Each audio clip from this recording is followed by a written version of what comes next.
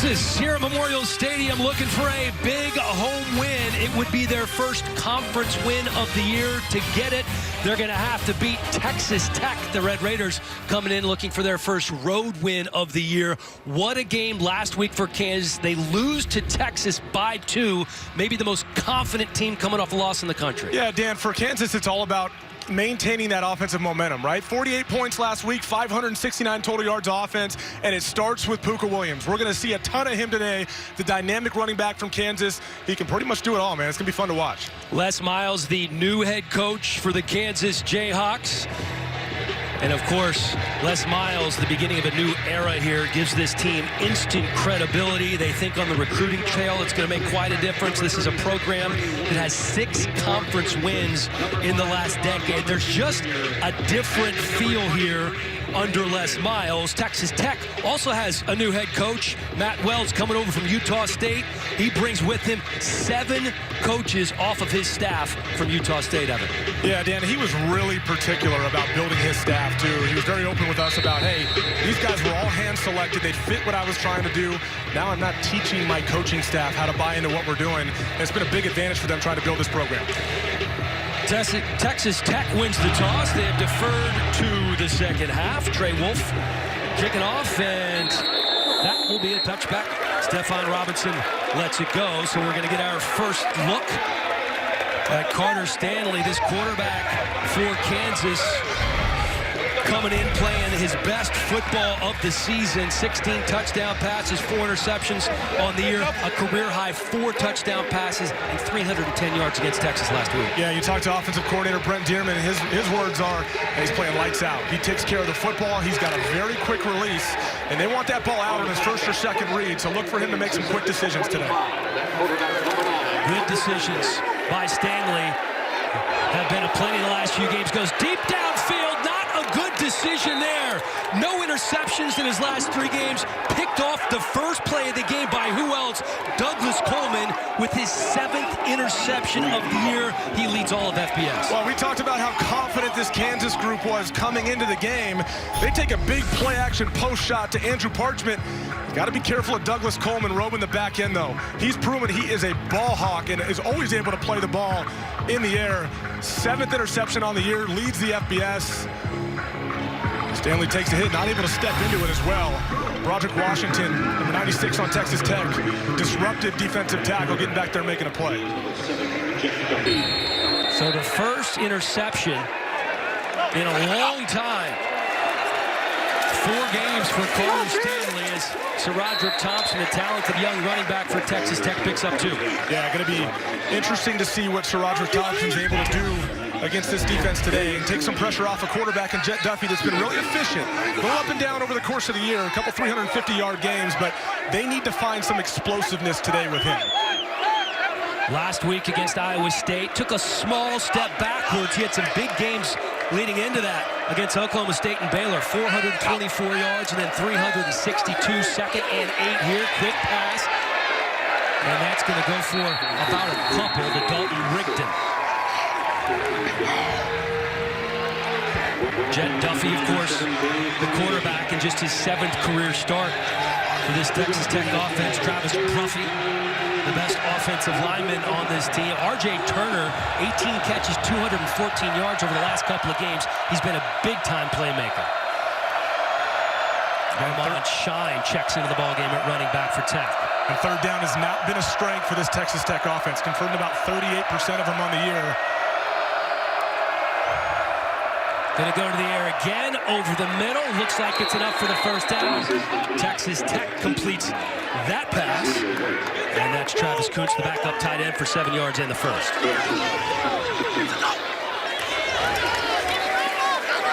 Again, Duffy with time. Duffy just gets rid of it. Now, he can run, doesn't run a lot. Had 9 carries for 24 yards last week. That's a season high, and they really aren't encouraging him to run a ton as we look at this Kansas defense. And Azur Kamara is the best player on this defense, and look out for Mike Lee, the free safety, just flies around there, and that Secondary. Quick pass again for Texas Tech. Dalton Rigdon hauls it in before he's knocked out of bounds by Devon Ferguson. Yeah, schematically last week against Iowa State, we saw this Texas Tech offense take a lot of easy throws, 5 yards or less. Iowa State did a really good job tackling them out in open space. We'll see if this Kansas defense can do the same and force Jett Duffy to push the ball down the field a little bit more. 3rd and 5 for Duffy. Duffy with room. He's going to hold on to it and out of bounds after he picks up the first down. Duffy actually led the team in rushing last year with 369 yards. Certainly not a lot for your leading rusher. And again, most of what he's done this year when he gets outside of the pocket is keep his eyes downfield to throw. Some of that's out of necessity, too. They got to keep him healthy. Right, they're down to their second quarterback, no Alan Bowman. Nobody behind him that they want to get to, so key that he keeps his eyes down the field and protects himself from taking those hits. Ball on the 45 for Duffy. Shine in the game at running back.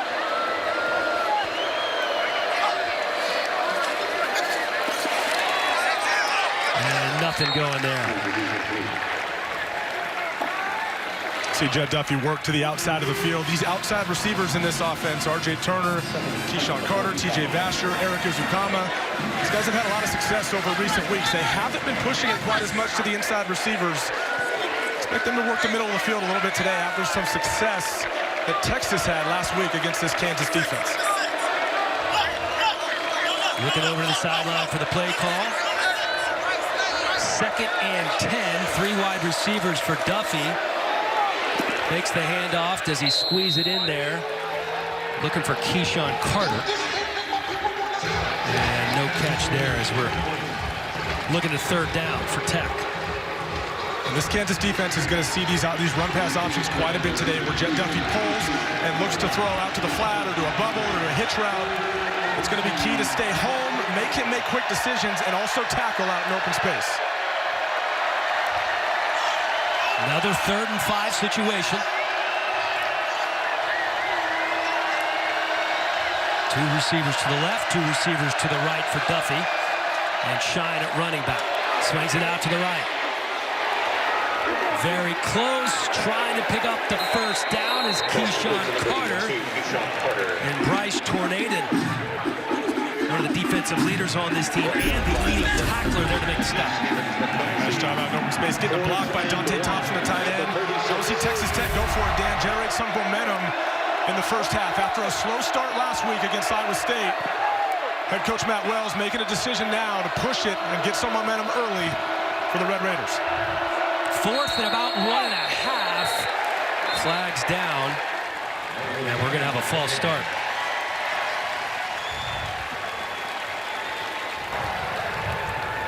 False start. Offense, number 58. 5-yard penalty, 4th down.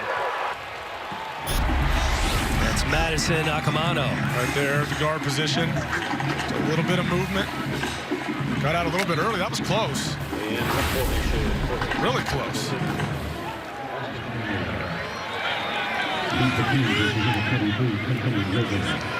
Austin McNamara to punt. Kenny Logan Jr. back to return for Kansas. High end over end punt. Gonna land at the 6-yard line. Takes a favorable bounce for Texas Tech. They'll down it at the 5. Nice punt there. 36 yards. Can't do much better than that. Buka Williams, one of the best playmakers in the country, on the field for Kansas on the other side.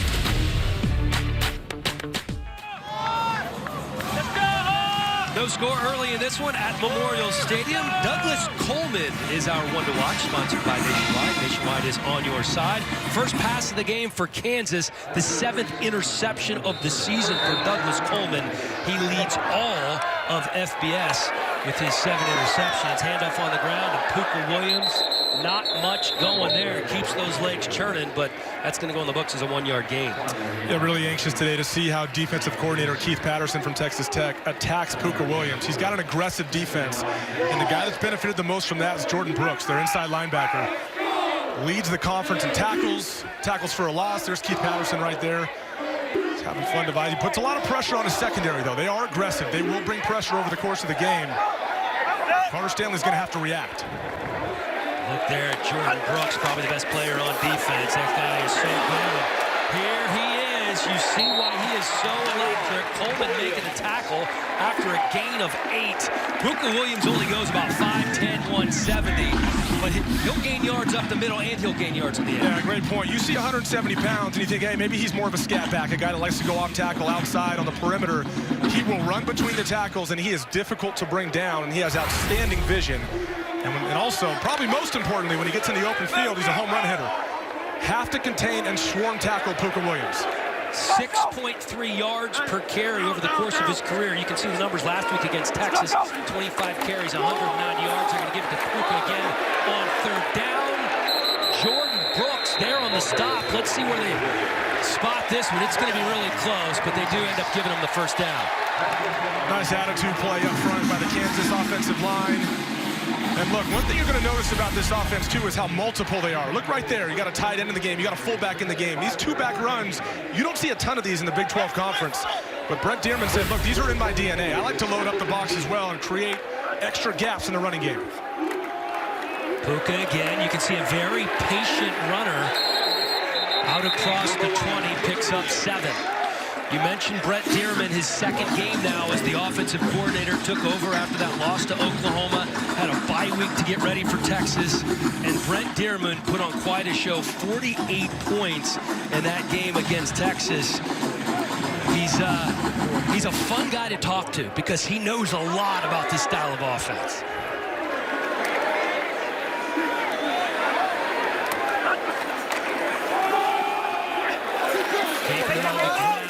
And not a whole lot going there. Velton Gardner on the carry for Kansas. And there's a look at Dearman. Dearman's story is a good one. He's one of those young offensive wizards. He was the head coach at Tiny Bethel at NAI School in West Tennessee. Last year. Just last year, they averaged 55 points per game. They led all of college football in scoring. Les Miles brings him on, and eventually he gets promoted to OC. And first game of the books, 48 points, not too shabby. 33 here for his offense.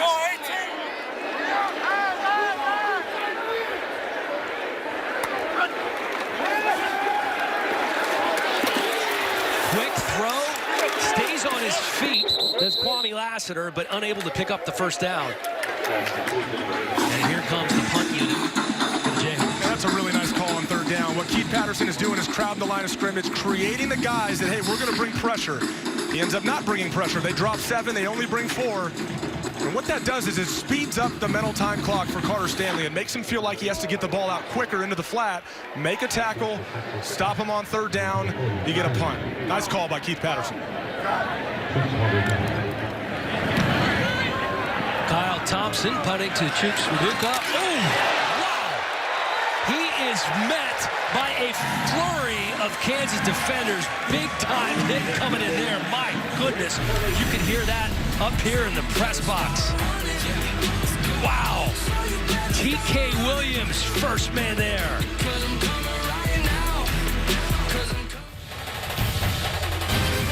FS1 College Football is sponsored by Dave & Buster's. Download the new Dave & Buster's Fun app today.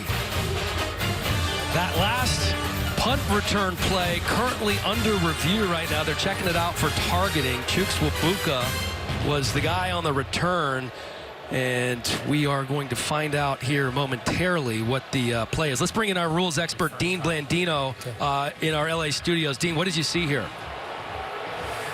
Yeah, so it was the hit on the returner, and we're looking for crown of the helmet. It did look like the defender lowered his head. It didn't jump out on the live shot, but when you watch the replay, lowers his head, initiates forcible contact with the crown of the helmet. By the rule book definition of targeting, that is a foul. Dean Blandino, thank you very much, and you are absolutely correct. I believe they have ruled targeting down on the field. That's a huge hit for this Kansas defense. Bryce Tornadon now walking off the field, one of the defensive leaders, one of the best players on this Kansas defense. And Tech goes to the air right away. That's the tight end. Dante Thompson picking up 24 yards, and tempo. Gavin Potter with the stop after the big game. Yeah, Dan, we got to highlight what Bryce Tornaden's absence does for this defense. He moves all over the place. He's their leading tackler, and to lose him this early in the game, it's unfortunate for Kansas.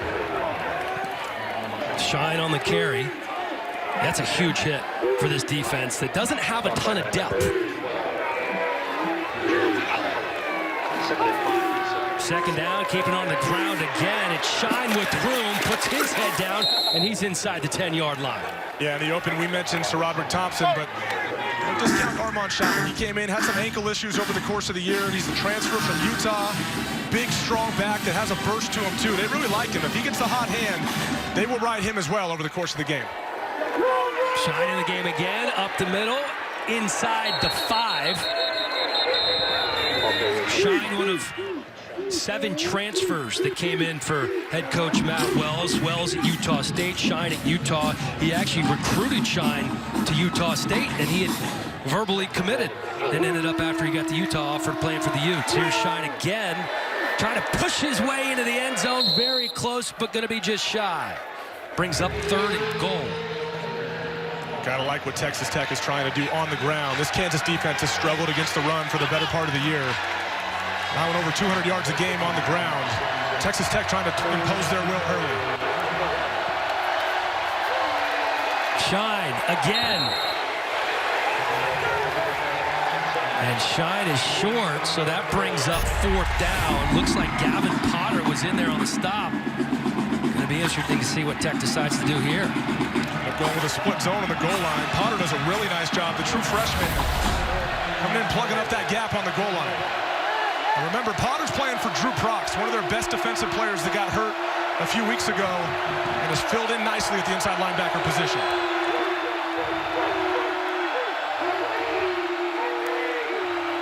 Tayzon Henry in at running back now for Tech.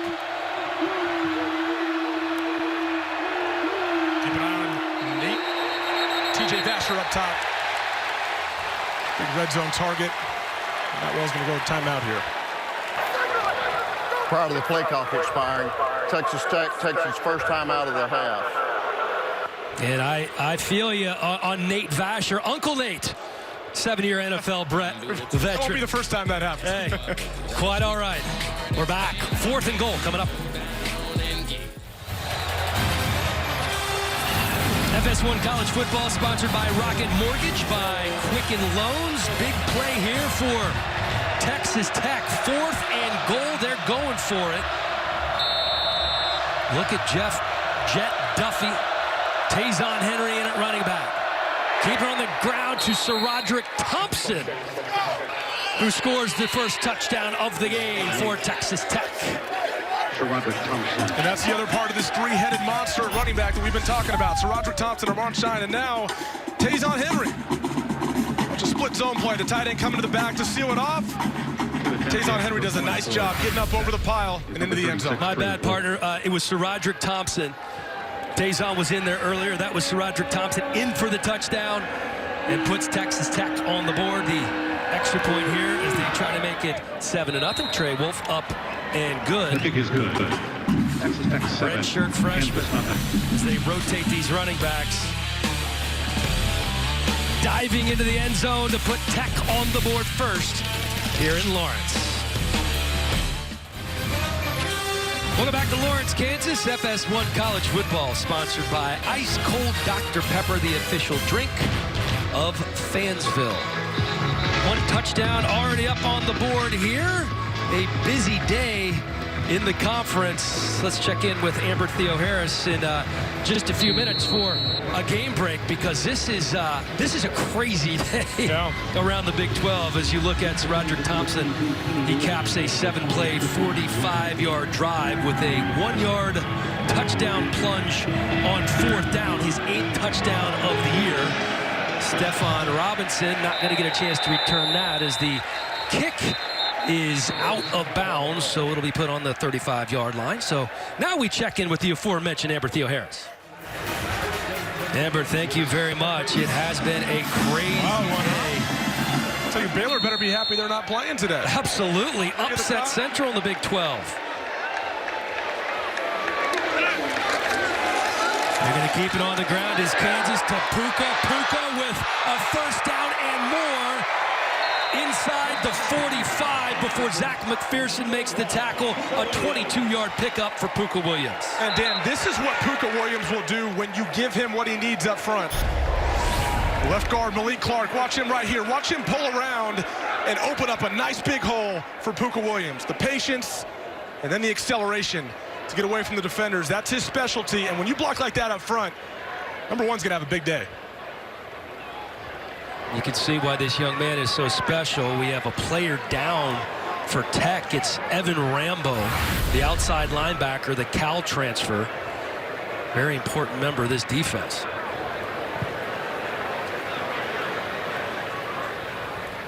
Talking about what was going on in the Big 12 and the crazy upsets today.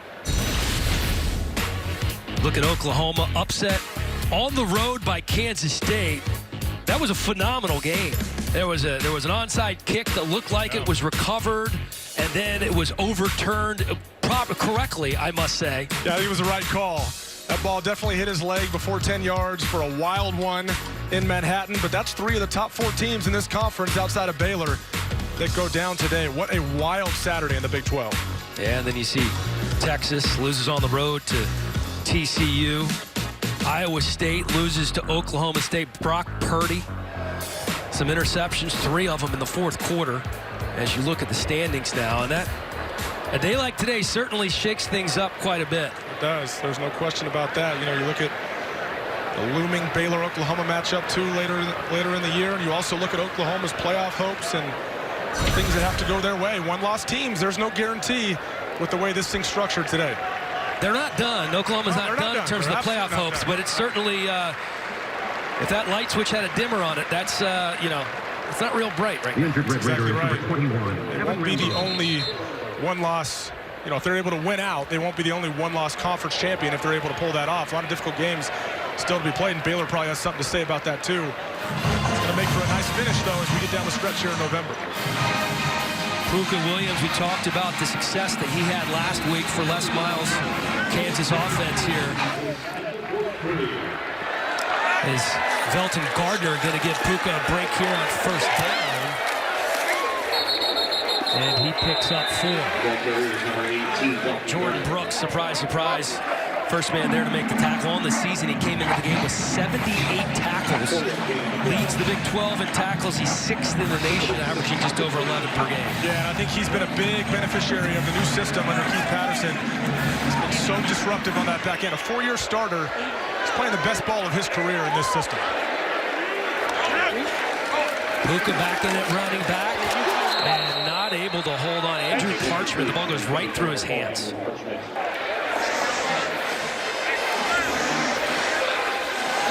Change at offensive coordinator for guys like Charlotte, Parchment, Stephon Robinson, even Kwame Lassiter.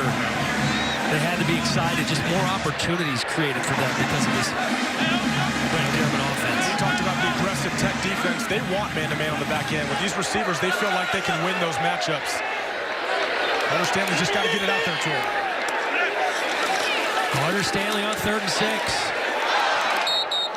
Tries to dump it off over the middle to Lassiter. DeMarcus Fields right there in coverage. Yeah, ball came out quick. DeMarcus Fields is right there. One thing you'll notice, too, about the Tech defense, these defensive backs are very interchangeable. All of them can cover in space. You see DeMarcus Fields there running step for step with Kwame Lassiter.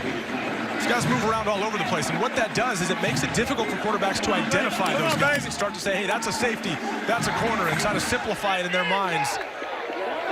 Multiple looks you'll see from the Texas Tech defense. Kyle Thompson set the punt again. Ibuka content to let that one bounce into the end zone for the touchback. Time now for More Than a House, sponsored by Rocket Mortgage, by Quicken Loans. David Booth. Kansas Memorial Stadium here in Lawrence opened up in 1921, making it the 2nd oldest stadium in the Big 12, dedicated as a memorial to Kansas students who died in World War I. This is quite a place. Cool old stadium here in Lawrence. My first trip to Lawrence. It's a great college town. It's great, man. I mean, we had a great dinner last night, too. Local brewery. Good local Lawrence food. Basketball season has started here. I know they're excited about Got to see that. Fog Allen too right now. Gonna walk through. That's a special place, no doubt about that. Quick pass by the Red Raiders. R.J. Turner, we talked about the success that he'd had the last couple of games. 6-yard gain there. Came in over the last 2 games, 18 catches for 214 yards for the senior from Louisiana. And this time it's on the ground one more time. Good for the first down. Sir Roderick Thompson. The Kansas defense does a nice job on the backside of that run, collapsing and pursuing. And again, nice, patient run. Thompson goes for 6. Jelani Brown, the big nose tackle on the stop. We saw what they did last drive. Again, this is a Kansas defense that's allowed a 100-yard rusher in 5 of their 7 games. Allowed about 223 yards a game on the ground. It's clear Texas Tech wants to impose their will. Duffy going deep up the right sideline. And he is not able to connect there with T.J. Vasher.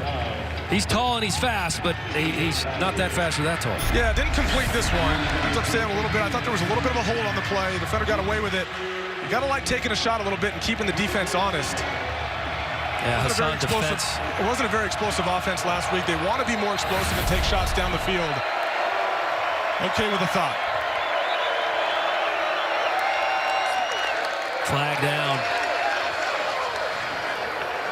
Illegal substitution. 12 men in formation on the defense. It's a 5-yard penalty.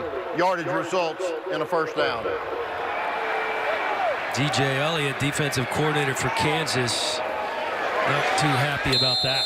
Kind of surprising, too. For the most part, Texas Tech plays the same personnel group all game long. There shouldn't be a ton of confusion on defense as you're rotating guys in and out.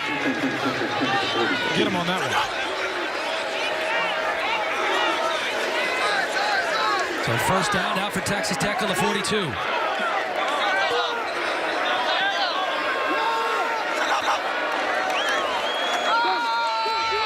Thompson met in the backfield and making the tackle.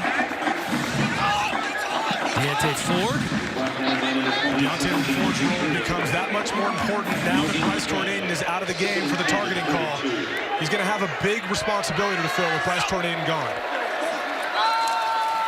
There's Thompson again, trying to find some room on the right side. He does, just shy of the first down. And some late extracurriculars going on there. Jay Deneen in on the stop. If that name sounds familiar to Kansas fans, it's because his brother Joe started at linebacker here last year. And Tech picks up the first down. That's Thompson, stopped by Najee Stevens-McKenzie. And Texas Tech early on testing the edges of this defense with their left and right tackle, Travis Bruffrey and Terrence Steele. 3-yard gain of the play. So Roger Thompson turning those legs. Look, he's more of a traditional back, but he's got a little bit of wiggle to him. You feel good about him in open space, breaking tackles, and he's finding ways to get extra yards. Tayzon Henry checking in at running back for Texas Tech.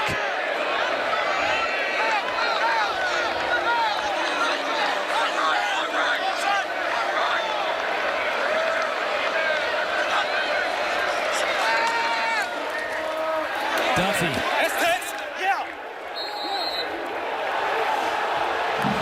they're calling that a complete pass. T.J. Vasher, you can see the wingspan there. Hassan defense there on the stop after the 9-yard gain. I thought the throw came out just a tad late. Vasher's all the way over by the sideline. It's hard to tell if that left foot comes down or not, but that's incredible footwork if he's able to get that foot in. And Tech keeping it on the ground. Nice run there. Tayzon Henry staying in at running back. Again, it's defense on the stop. Tayzon Henry, another guy that's been banged up a little bit at the running back possession. Seen some limited action over the course of the year.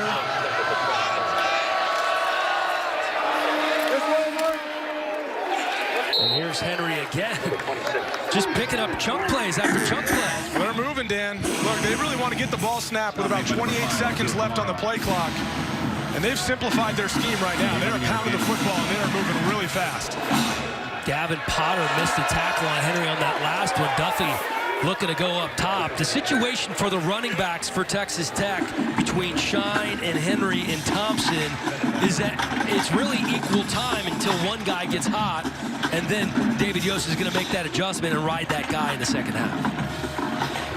And what Jed Duffy's doing at the line of scrimmage, too, is feeling out the read of the defense and trying to find T.J. Vasher in one-on-one situations. The problem is Hassan Defense is their best cover guy at Kansas, and so you got to pick and choose your battles with him on the outside. I feel like they think they can win those matchups, but Hassan Defense has done an outstanding job so far. So Roger Thompson checking back in at running back. This is the 12th play of the drive for Texas Tech, looking at 2nd and 10. Thompson spins his way to a 6-yard gain. Deontay Ford there on the stop. Looking at 3rd and 4 here. Tries to put his head down and burrow his way to the first down, but that's going to go in the books as a 2-yard gain as the first quarter winds down here at Memorial Stadium.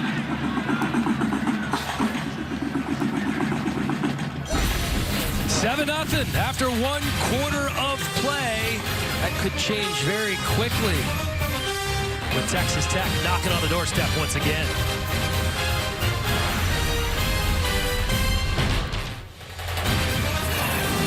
FS1 College Football is sponsored by Rocket Mortgage, by Quicken Loans. Texas Tech knocking on the door once again, already up 7-0. This is the 14th play of the drive.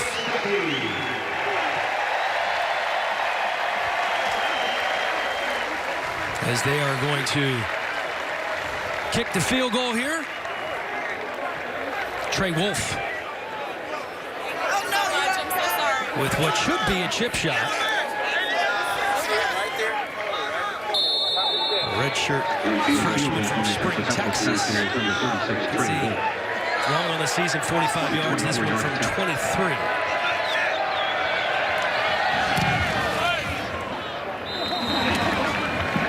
And indeed, he made it look easy, up 10-0 Texas Tech on Kansas. You talk about this success that Texas Tech has had over Kansas. The last 3 games against Kansas, they have won by an average of 38 points.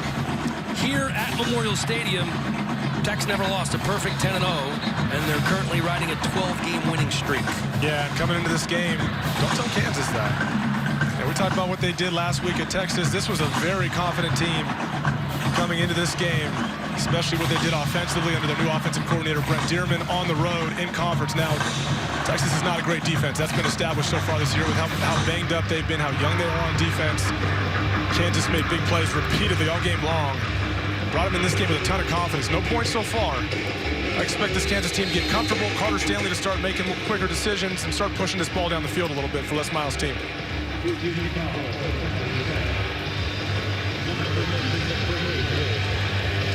Stephon Robinson. Deep for Kansas.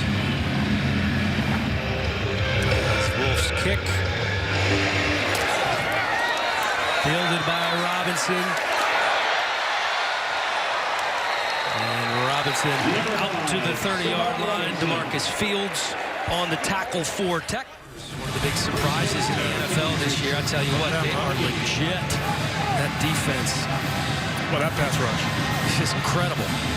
Top 2 or 3 defenses in the NFL. First down, fake the handoff to Puka, pass out and complete to Andrew Parchment. 6-yard gain for Parchment. And that's where Carter Stanley was at his best last week, being very decisive with their RPO package. Pulling the football and getting the ball out quick in the flat, letting his receivers make plays. And Andrew Parchment is certainly one of those guys. 35 catches on the year and 5 touchdowns. 2nd and 4, Stanley going to keep it himself.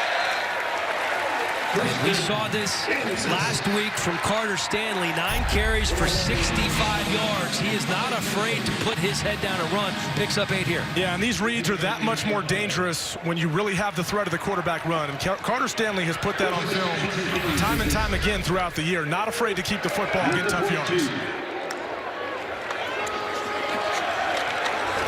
Puka. Nothing going there. Thomas Thomas Leggett plays that spur position for this Tech defense. One of the Texas Tech defenders just ran into a swarm of them there at the line of scrimmage. Yeah, Thomas Leggett's been a valuable part of this defense. That hybrid linebacker safety position that comes down in the box, makes plays in the run game. He's a smart player, too. They trust him to always be in the right spot. Big play in the backfield.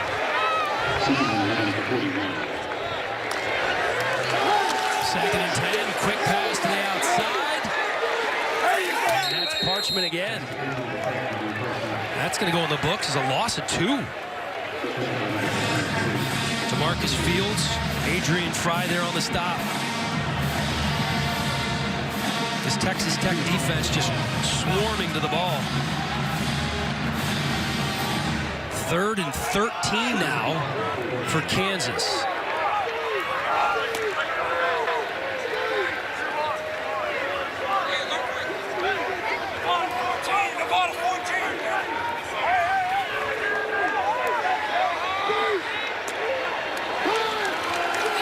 Stanley going to go to the air, over the middle, pass.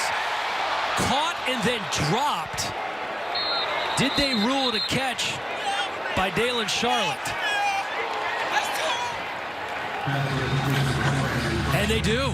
A catch, a fumble, and a recovery. On the field is a catch, fumble, recovery of the defense. By Texas Tech. Here's another look. And then it's a really nice throw in a tight window down the field. And it looked like he did possess the ball, get 2 feet on the ground, and make that football or a move that's common to the game, so to speak. It's like he tucks that thing away and makes a move to get upfield. DeMarcus Fields knocks it out. Thomas Leggett there to recover. I think you're absolutely right. Gets the 2 feet down, makes that kind of football move, and looked like a good call to me. Let's bring in Dean Blandino to get his thoughts. Dino, what do you think? They're really on the field. Yeah, so the we're catch looking and a for- fumble recovered by the defense. That plays under further review. It's close. Look, you're looking for control, a body part down. So here it's a foot. And then does he have it long enough to do something with it? Does he clearly tuck it away, start to turn upfield, transition to a runner? It's close at full speed. Whenever you slow it down, it's going to make it look like he has it longer. Again, ruled a catch fumble on the field. I think this is going to be tough to overturn, but they're looking at it, and we'll see what they do. All right, Dean in the command center there in Los Angeles. Thank you very much. Obviously, to Dean's point, the ruling on the field, it has to be the verbiage generally clear and obvious to overturn that. I don't know that they're going to find that here. Yeah, we talk about clear and obvious. To me, when you look at the play, what's clear and obvious, Dan? Like, takes a couple seconds. You glance at it, you say, oh, no, that's not a catch. But I think if you look at that, you have to look at it long enough. And it's really close, but there's a foot that hits the ground. It looks like he changes direction just a bit. He doesn't necessarily tuck the ball, but he possesses it. Now, the ball does move a little bit when he brings it to his left side, but again, I think it's too close to overturn. To me, that's not clear and obvious. I would agree with that. If the standard is clear and obvious, then that's not clear and obvious. Mike DeFee, our referee tonight, giving this a good look. What size is that shirt that Mike DeFee's wearing? Is that an XL? You bench more than he does? Or? I don't think so. No. I don't think so. All these referees, they're all jacked up these He days. had to be doing push-ups in the tunnel before coming out on the field. And he's proud of that, too. He's probably going to thank us for that comment. As he should. He's earned it, though, man. Look at those guns. Oh, Mike DeFee, man. Put him out there at guard. Who could be out run behind that guy? Heck yeah, he would.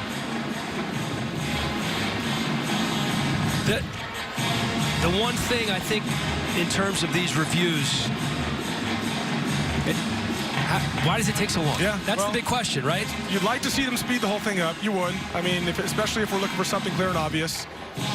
They want to get it right, and Instant Replay is right next to us up here in this booth. And listen, some collaboration, so hey, we're going to take a look at it, get it right. And I know it's easy for us to say, and we have the luxury of having Dean Blandino able to look at it on several monitors, and he can make a decision pretty quickly. Dean, why does it take so much time?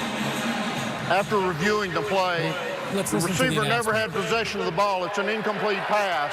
It's going to be 4th down and 13 at the 40-yard line at #1.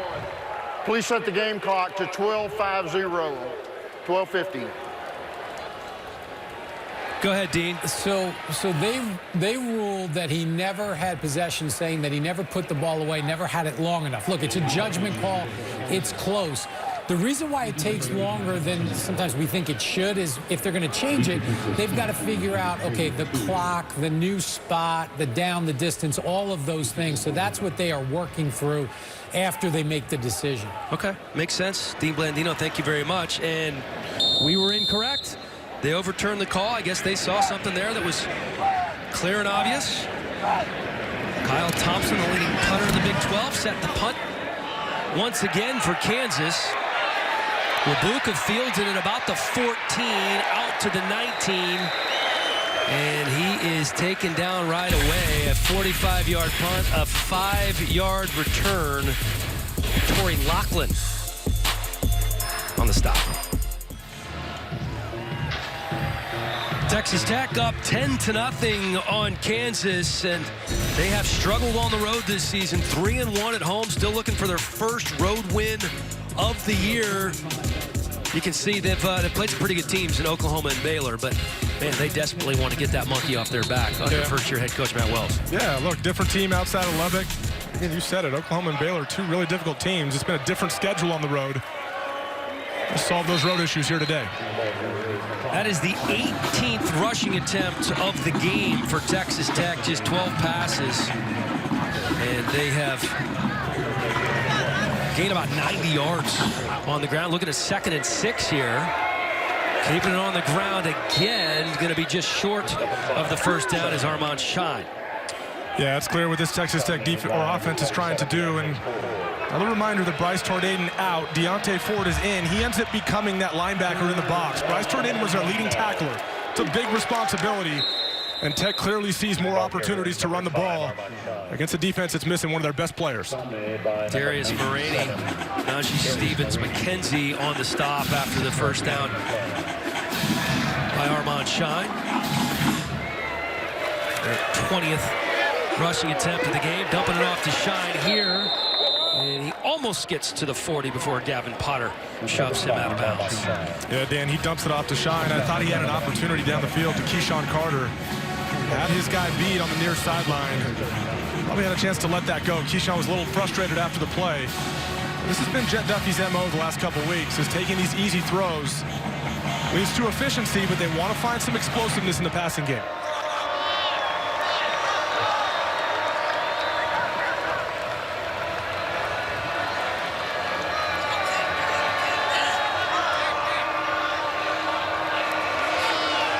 Second and 6 for Tech. Gonna go to the air this time, over the middle, open. The tight end, Travis Kuntz, hauls it in for a gain of 33. Travis Kuntz does a really nice job getting width, and off the play action, that sucks up the linebackers, leaving a big void in the middle of the field for Travis Kuntz. A well-thrown ball by Jet Duffy. Another tight window throw by Duffy. This one to Dalton Rigdon, Mike Lee on the stop. Expect a little more of that today with how well Texas Tech has run the football. These tight ends over the middle of the field. These linebackers have to respond to the run action.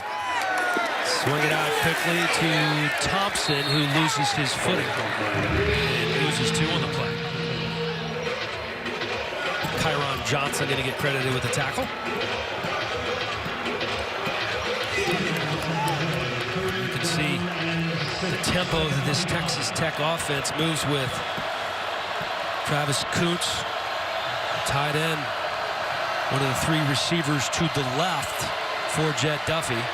And Sir Roderick Thompson still in at running back. T.J. Vasher, the single wide receiver to Duffy's right.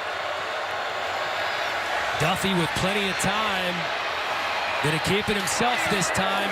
Taken down at the 20-yard line, 1 yard shy of the first down. Stevens, McKenzie, and Potter on the stop.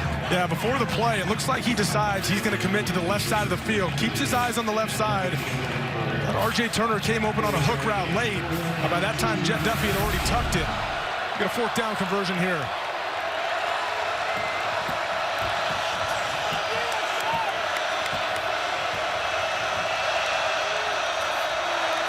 for on fourth down again.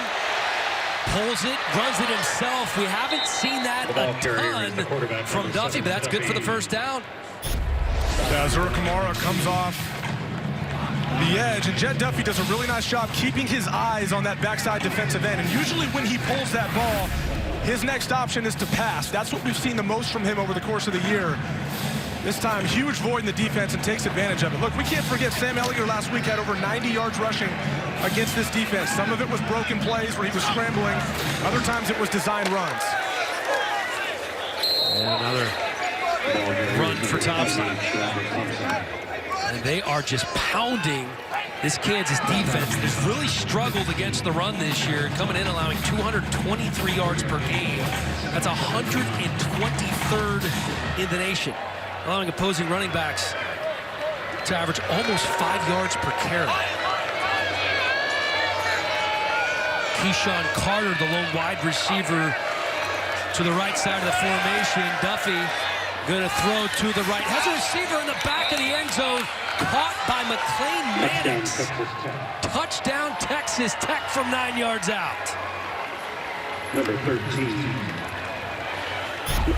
Again, Dan, it's a great play design. It's just a play action with a boot out to the right. He has a lead blocker, or excuse me, a route runner, and Dante Thompson. He finds McClain Mannix in the back of the end zone. Does a great job dragging those feet. And again, a good play call. With how well they've run the ball, it's been 2 play action plays that were the biggest on that drive. One to Travis Kuntz over the middle of the field, and then that one to McClain Mannix in the back of the end zone. With Jett Duffy finishing off the drive. Really well executed. We still have 8 minutes to go here in the first half. Already 8 different receivers have caught a pass from Jett Duffy. And they're moving quick, man. If it's confusing to you, we're trying to piece it all together for you. They're moving quick. Extra point good. 17-0 Texas Tech on top of Kansas. McClain Mannix with the latest score. The Nevada transfer. Trying to help Tech get their first road win of the season.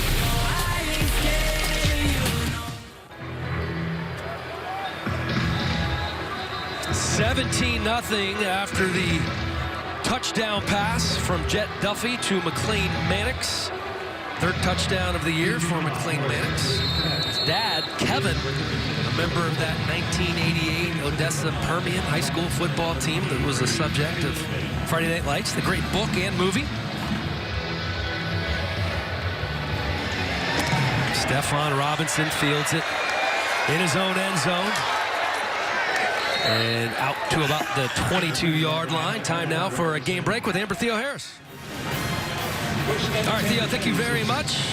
How about the fact that this is the first time since Nick Saban has arrived at Alabama that he hasn't had a starting quarterback? That's incredible. That is an amazing stat.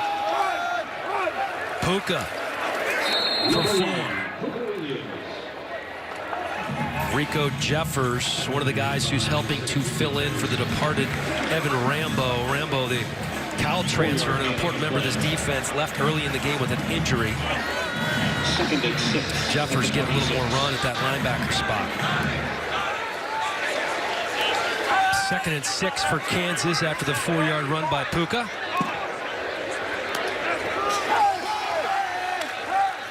Stanley to throw, looking over the middle, and he was trying to hit Puka, but we have a couple of flags down. Xavier Benson, the outside linebacker, one of the men there in coverage. Yeah, it was a matchup they wanted out of the backfield with Puka Williams running that seam route on Xavier Benson, and Xavier Benson looks like he just held on for dear life to not let Puka run by him. Holding.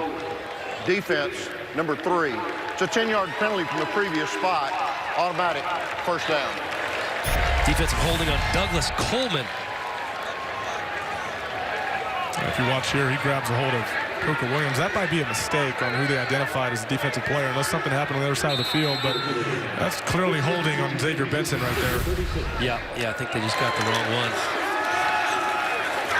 Puka eludes a tackle in the backfield. That should have been a 2-yard loss. It's going to go in the book as a 2-yard gain after Rico Jeffers misses the tackle. And as much as you want to get the ball to Puka Williams, at some point here, they got to get Carter Stanley going and get him into rhythm. Saw what he did a week ago against Texas. quick release. Has some talent on the outside of receiver and Parchment, Charlotte. Stephon Robinson, they have to get him into some sort of rhythm here in the first half, down 17-0. Just 4 passing yards for Stanley so far in the game. This will help the numbers a little bit. Stephon Robinson hauls in the pass on second down for a gain of 7, so they're going to be looking at 3rd and short.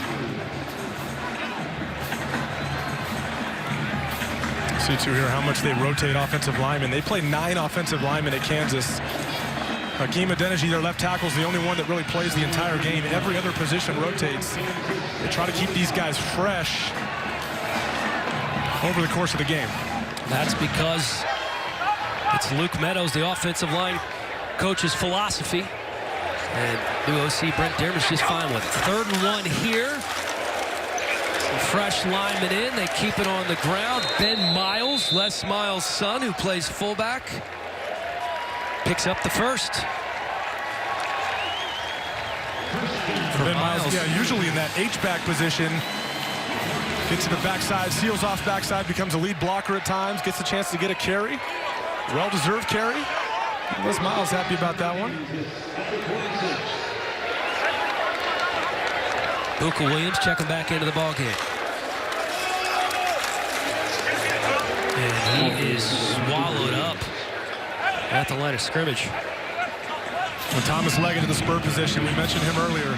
He's done a really nice job tonight holding the edges of the defense, coming off the edge on the backside, pursuing Buka Williams. And he's got enough speed where you can't let him be a free runner on the backside. As a defensive back like he is, plenty of speed. He can chase Buka down on the backside. They have to account for him in the run game. Stanley with time, looking deep, has a man open at the 10-yard line. Stephon Robinson eludes one tackle into the end zone. Or no. What a play by Stephon Robinson. My goodness, a gain of 53 yards. Just spent time giving Thomas Leggett a bunch of credit. He's the 3D, he's the middle safety. And Stephon Robinson is able to run right by him. Carter Stanley, I didn't know if he was going to have enough time to get rid of it, and he lays it out there nicely for Stephon Robinson, who takes care of the rest. It's like to tell there on the spin, it looked like the ball might have broken the plane. There's Carter Stanley running downfield. That was the big play they've been waiting for this entire game. As Stanley calls the timeout. Kansas takes his first time out of the half. Now, Dan, as he spins, he's got that left arm down, so I'm not sure his backside touches the ground. I'm pretty sure that ball might cross the plane. Regardless, big play for Kansas. Just what the doctor ordered, down 17-0.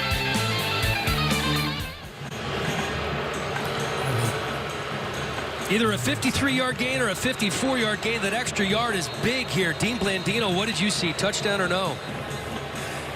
I think if you piece a couple of angles together, this is a touchdown. I've got the right leg hitting first, and he's going to spin and have that ball over the goal line. You'd love to have a look down the line, but such a long play, we don't have that. It's close, but again, if you piece a couple of angles together, you can make this a touchdown. Well, it looks like we have a touchdown now. They ruled him down at the 1, so now Carter Stanley will dive in for the first Kansas score of the game. That's going to go in the books as a 53-yard catch by Stephon Robinson that sets up the 1-yard touchdown plunge by the quarterback Carter Stanley. Here's another look. That's how you sneak the football. Get behind your big guard, go under center. A lot of teams in college don't even go under center anymore. They try to do it everything out of the shotgun, and he goes under center, gets behind his guard, reaches that football for 6. Getting our first look at Liam Jones. Kick is good. The kick is good. Texas Tech 7. And the home team is on the board. Carter Stanley, we said he needed a big play. That's exactly what he got from Stephon Robinson. Thank you very much. Carter Stanley diving in for the touchdown after that big pass play to Stephon Robinson. Kansas been waiting for that this entire game. We talked about the confidence level of this team coming in after that narrow loss in Austin to Texas. And that might have been just what they needed. Tayzon Henry tripped up just after he passes the 20. We do have a flag down.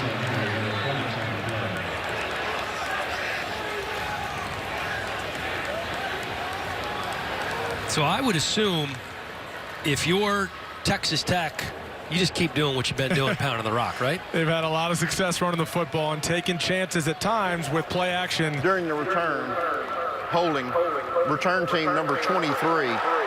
10-yard penalty from the spot of the foul. First down.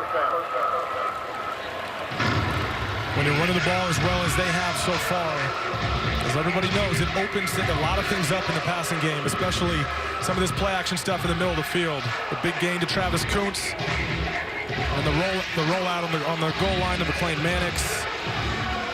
Duffy's been efficient so far today, especially on that last drive. Shoot the ball down the field a little bit more. Good numbers there for Jet Duffy, the third different starting quarterback for Texas Tech this year. Alan Bowman, of course, started the year. Jackson Tyner started against Oklahoma, and then Duffy replaced him in that game and has had the job ever since. Maybe a 1-yard gain. Gavin Potter and Jelani Brown there on the stop for the Kansas defense. Yeah, again, Gavin Potter filling in for Drew Prox. One of the best players on this defense that was hurt a few weeks back. And the freshman's doing a really nice job being active in the run game, being that run-through guy that will beat the running back to the gap to make a play. Coming off his best game against Texas.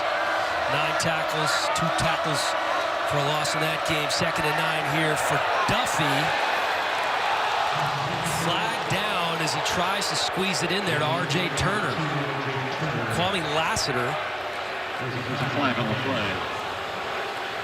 Kyle Mayberry, actually, the man in coverage. We have a couple of number 8s on the roster. Pass interference. Defense number 8. Spot foul. Automatic. First down. Yeah, it looked like kind of a bang-bang play. A slant route off the play action. They're saying there's a little contact before the ball gets there. Definitely impedes the ability of the receiver to catch the football before the ball arrives. Nice call by Mike Duffy and his crew.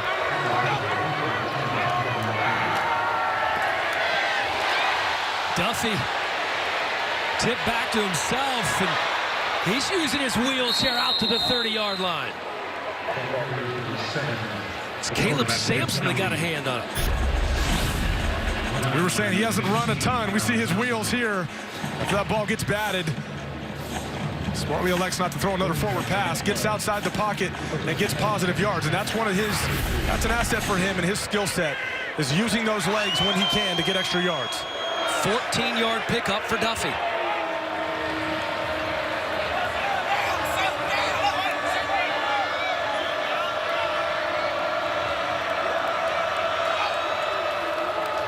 Duffy going to the air again. And this behind Dalton Rigdon.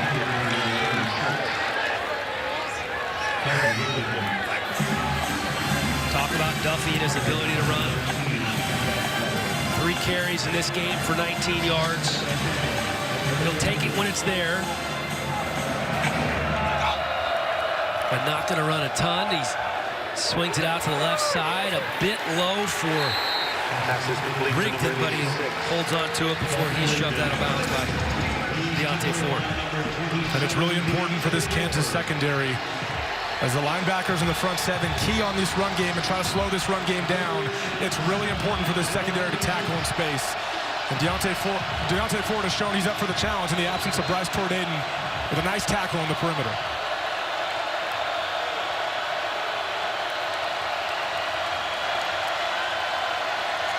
So Roderick Thompson, the running back here on 3rd and 7. Dalton Rigdon, one of the 2 receivers to the right. Duffy looking to middle field. Tip ball again.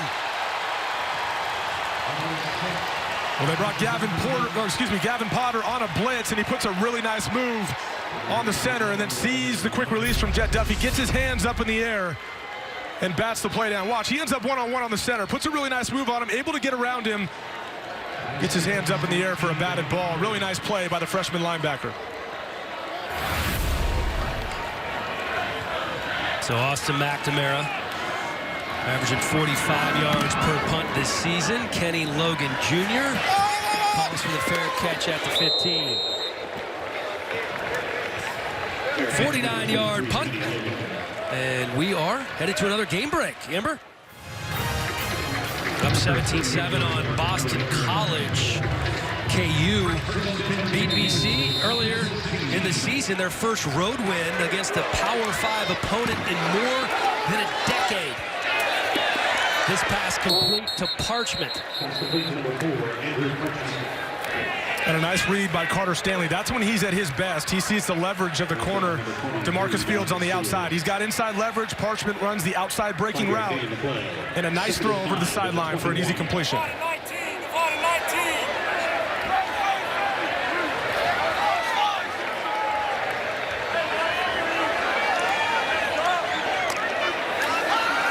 Second and 5 from the 21. Stanley pressured, steps up in the pocket, decides to keep it himself, slides down at the 35. Good decision there by Stanley. Jordan Brooks with the pressure. First down after the 11-yard gain for Kansas. And gotta love the pump fake when he gets outside of the pocket, too, to buy himself some extra room, get positive yards.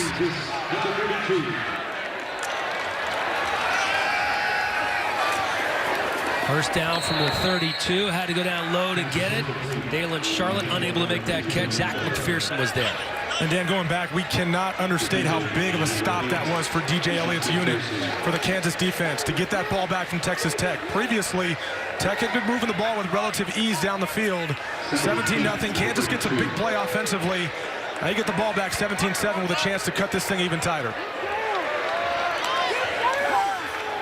Second down again from the 32. This one complete. Kwame Lassiter takes a big shot after he picks up the first down. Rico Jeffers putting his shoulder into him after the 11-yard gain. And these are those rhythm throws that we were talking about before last drive. This is when Carter Stanley is the most comfortable, when the ball's coming out quick, and we're seeing the playmaking ability of some of these wide receivers.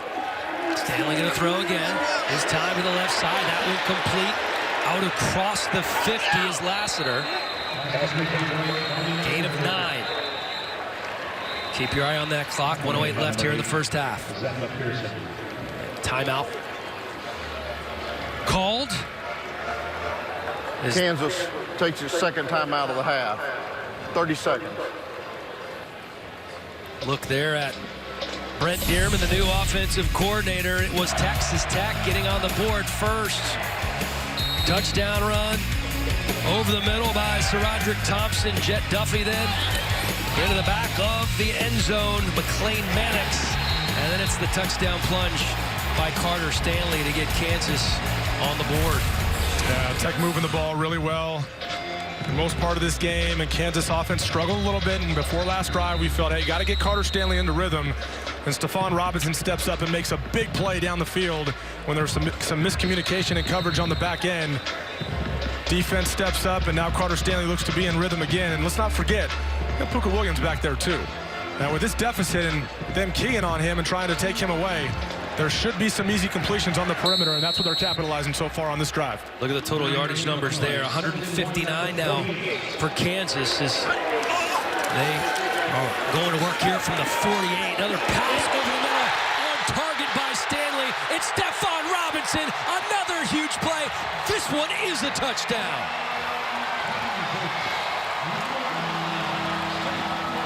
A 48-yard score from Stephon Robinson. And Dan, what a throw by Carter Stanley over the middle of the field to a receiver running horizontally across the middle of the field on the dig route. And great anticipation. Receiver Stephon Robinson never has to break stride. He makes the catch in traffic and shows the speed afterwards. What a play by the quarterback and the receiver. And Adrian Fry was draped all over him. That was an absolute laser beam from Carter Stanley. Liam Jones with the extra point. A 3-point ball game with under a minute to go here in the first half. Man, Kansas has picked up the pace a little bit. Yeah, he pushes this thing up the field. Ends up running that little middle read route across the middle of the field. Gets behind the defender in the zone. You talk about receivers catching the ball with their hands over the middle of the field and snatching it out of the air. He waits for that to come to his body. Probably doesn't get caught because he's got a guy draped all over him. Great, strong hands. Finishes it from there. Big-time play. The issue for Texas Tech is you let this offense get some confidence back. They had some issues in the beginning of this game, but coming off last week, they're feeling pretty good about themselves. And we see Carter Stanley there. He's ready to roll. They have looked like a completely different offense these last couple of drives. Stephon Robinson, the second leading receiver for the Jayhawks coming into the game. 3 catches for 108 yards already after that 48-yard touchdown. Well, Dan, he had back-to-back 2 touchdown games coming into this game. Now, the last one was a touchdown, but it was ruled down at the 1-yard line. Should have 2 touchdowns That's a right good now. That point. should be his 3rd game in a row with multiple touchdowns. Been a big asset for them in the slot. Mostly a slot receiver, strong hands, good speed. Works well against safeties. Tayshaun Henry takes it at the 9-yard line. Out past the 25, then the 30. Tayshaun Henry has some room, but we do have a flag down. Tayshaun Henry could take this the distance. Unfortunately for Texas Tech, it could be coming back. Flag down on the field. Ruling on the field is touchdown. There was a flag call.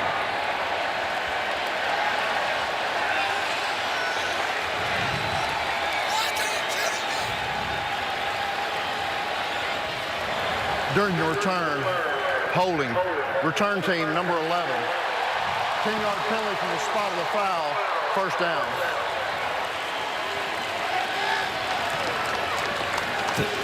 That is a tough break. Dante Thompson called here for holding.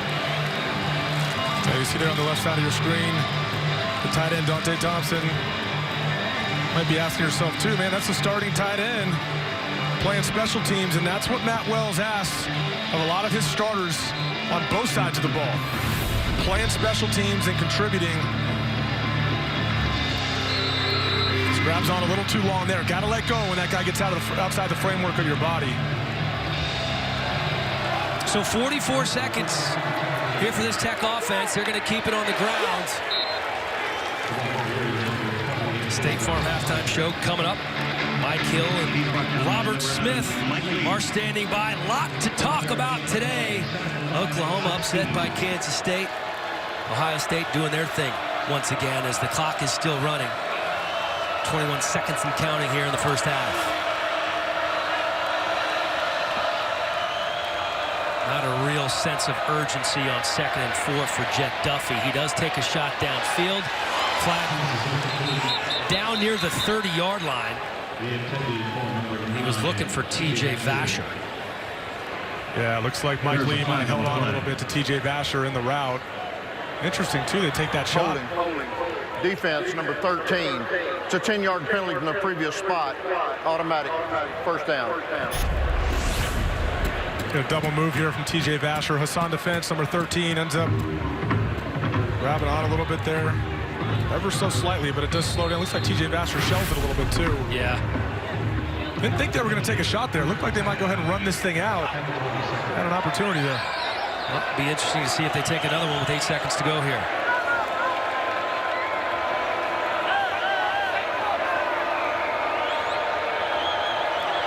Ball on the 27-yard line for Duffy as the play clock winds down. Duffy just going to tuck this one and run. This will be the final play of the half. And it's going to go in the books. It's a 17-14 first half here at Memorial Stadium in Kansas. The State Farm halftime show.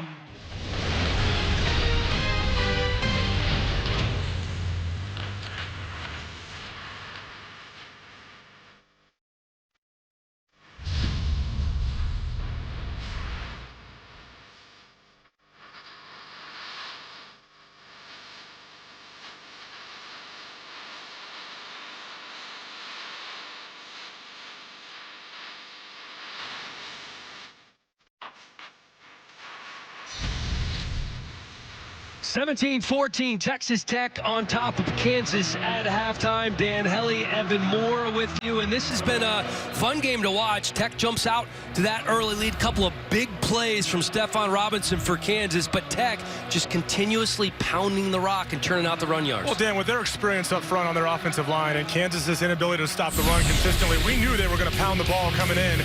They've given SaRodorick Thompson and Armand Shine combined 20 carries on the ground. They've moved the ball really well, mixed in Tayzon Henry a couple times, even given some keeps to Jett Duffey as well in critical down and distance situations, and it's also opened up some play action throws down the field for this Texas Tech offense. Yeah, really running the ball effectively. And then we talk about Stephon Robinson. Probably should have had 2 touchdowns on this big play. Puka Williams got going early, but they got down 17-0. They needed some explosiveness down the field from Carter Stanley and these receivers. And Stephon Robinson answered the call. 2 big plays, game-changing plays for this Kansas offense, giving them hope, making it a 3-point game at the break. Take a look at the Geico first half stats. The time of possession certainly in favor of Texas Tech, the way that they've been running it. But we talked about momentum, and it seemed like that momentum from that Texas game, yes, it was a loss, but Kansas put up 48 points on the road against Texas, didn't carry over. I feel like they have that momentum going now. And we are underway here in the second half. Dante Thompson calling for the fair catch inside the 30. And Jett Duffey's numbers, relatively efficient, not attacking downfield a whole lot. Then again, that was the same issue last game. Yeah, getting him some easy throws out into the flat. Last drive, they got him to 17. Some big plays over the middle of the field and play action. And the rollout to McLean Mannix as well. But SaRodorick Thompson has been a consistent force over the course of the game. And this Kansas defense is now without Bryce Tornaden, disqualified for targeting early on. Got to make adjustments and getting stops in the run game. Duffey going to go to the air over the middle. That pass is complete. And it's Dante Thompson, his tight end, who has become one of the best leaders on this team. Devon Ferguson on the stop after the 28-yard gain. Yeah, the senior tight end's a great story in this offense. And the air raid under Cliff Kingsbury didn't get used much. Big role in this offense under Matt Wells. Keep it on the ground to SaRodorick Thompson. Breaks a tackle, picks up the first down inside the 20. Oh, what an impressive run. Mike Lee is a very physical safety. He comes up, leaves his feet, and doesn't wrap up against a bigger back. SaRodorick Thompson's 210 pounds. If you're Mike Lee at 175, you've got to wrap him up out in the open field. Wrapped up this time, Azur Kamara on the tackle for Kansas. Yeah, Mike Lee is like a human missile out there, but he came up on the short end of the stick on that run. Yeah, if you're gonna do, you see a lot of these corners do sweep tackles. You got to go with the lower body. You hit him high, that's going to be a tough tackle to make. Duffey, man open in the end zone. Touchdown, T.J. Vasher. Really well-designed play to their big red zone target. T.J. Vasher leads this team in touchdowns. Jeff Duffey's eyes initially go out to the flat. You watch T.J. Vasher here in the middle of this formation. He sells like he's blocking, comes off with a little bit of hesitation. The defense bites, they step up. He fits in nicely behind him for a really nice throw by Jett Duffey. Both of those touchdown passes so far for Jett. Really well-designed plays by offensive coordinator David Yost. First catch of the game for Vasher in the books is a 19-yard touchdown. And look, we've seen a lot of these throws out to the flat by Jett Duffey. That's part of what makes him efficient, right? He takes those easy throws. But at some point, you can get the defense to bite on it. His eyes go there. Vasher runs right by him for a big touchdown and a nice throw by Jett Duffey.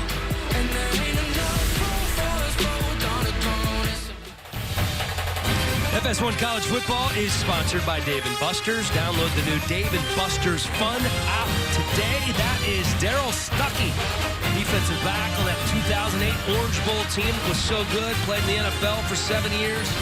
4th-round pick of the Chargers. Made the Pro Bowl in 2014, and there is Stuckey's name in the ring of honor. What an honor it is for him to be there. Has the family here to enjoy it all. Stephon Robinson, a couple of big plays. Can he make another one here on this kickoff return? Flags flying everywhere as Robinson knocked out of bounds at the 23. I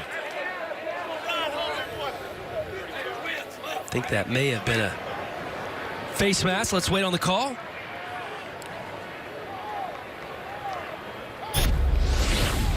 Here's another look here, Evan. Yeah, reaches out and grabs a hold. That's an easy call. Personal foul, face mask, defense. The 15-yard penalty will be added to the end of the run. First down. Believe it was Tyreek Matthews. His Carter Stanley back out on the field. Couple of touchdown passes, an interception on his first pass of the game. It was his first pick in 4 games. And then we talked about how important Pooka Williams was to this offense. 9 carries, 44 yards. And then Stephon Robinson has been the straw that stirs this offensive drink today. Inside handoff, Stephon Robinson again. They want to get the ball in his hands as much as they can. And Dan, this is a really important drive for Kansas's offense. Now down 10. They got a big stop in the first half, down 17-7, to turn it into 17-14. But you got to wonder about your defense's ability to hold up over the course of the second half and whether or not they'll wear down. And Kansas is going to have to keep generating explosive plays down the field. Trips left, going to keep it on the ground to Pooka. 2 yards shy of the first down. And it's difficult, too. Stop. Sorry, I'm good. No, it's difficult, too, because, look, your star player is Pooka Williams, and he's your running back, and you want to find ways to get him involved. But down 10 points, and, yeah, you could say, hey, let's keep the ball out of Texas Tech's hands a little bit and shorten the game and limit possessions, but got to get points. So that clock continues to tick, and your defense struggling to hold up. Fullback Ben Miles checking in the game. Extra tight end and Mason Fairchild in as well. The pitch out to Pooka, taken down in the backfield. How quick did Jordan Brooks get there? And that's what Jordan Brooks does, and that's why in most NFL circles they're talking about this guy as a high-level draft pick coming up in the NFL draft. Very instinctive player and so disruptive in the backfield. Sees that thing coming. It was like a missile getting over to Pooka Williams and making the stop in the backfield for another tackle for a loss. This is a guy that leads the conference in tackles for a loss and is flourishing in Keith Patterson's system. And you're talking about Jordan Brooks as a high-level draft pick, a potential first-rounder, one of the best inside linebackers in the country. Wabuka makes the fair catch after the 36-yard punt. Gonna get a look at this Texas Tech offense again. TJ Vasher hauling in a touchdown catch just moments ago. The big fella gonna try to do it again on this drive. FS1 College Football is sponsored by Rocket Mortgage, by Quicken Loans. 24-14, Texas Tech on top of Kansas. Armand Shine in at running back as we start this drive. Duffy set to throw again. And again, complete over the middle. Starting to find a little rhythm. TJ Vasher, his second catch of the game after that touchdown catch. Yeah, that's a big body over the middle. Does a nice job using his hands to bring in that pass. Friendly target for the quarterback. Another quick pass. Eric Ezekama with his first catch of the game picks up 7. And the differences you're already seeing this week from the Kansas defense relative to what Texas Tech saw last week against Iowa State. Iowa State does a really nice job using that soft shell and keeping everything in front of them. Kansas doesn't have that luxury tonight. They're struggling to stop the run. Got to load up the box a little bit more, getting some more one-on-one looks on the outside for Texas Tech's offense. That's Mike Lee down on the ground right now.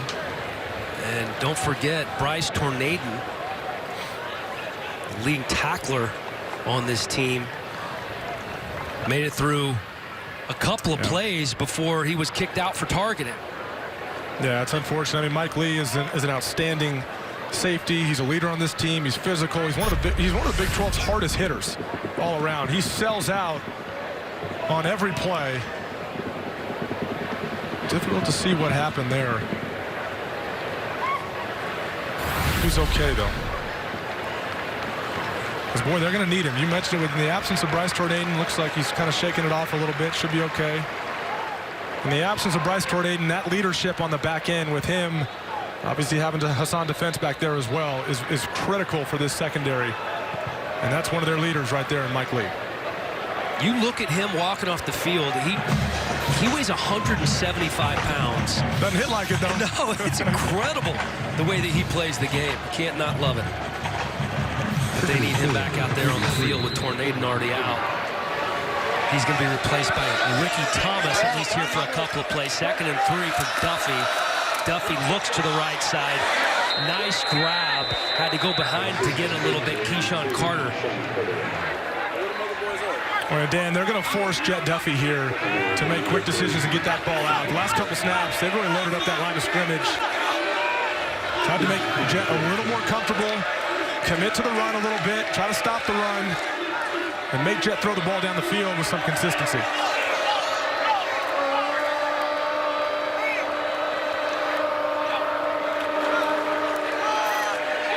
There's Henry trying to find some room.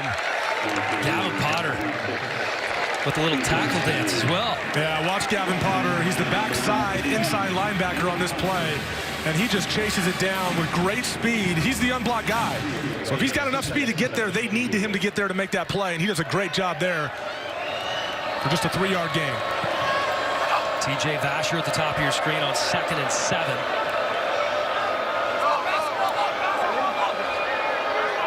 Henry remains in at running back.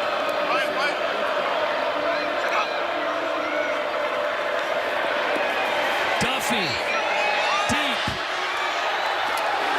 Up to get it is Vasher, and then broken up. Looks like he comes down hard on his back. Elmore Hempstead, the DB in coverage for Kansas. Yeah, trying to get TJ Vasher on the post route against Elmore Hempstead, the 5'11" corner. This is a 6'6" receiver out in space against a 5'11" defender. He's got to go up and make that play. That's a well-thrown ball, and that's where you want it to be for a 6'6" guy.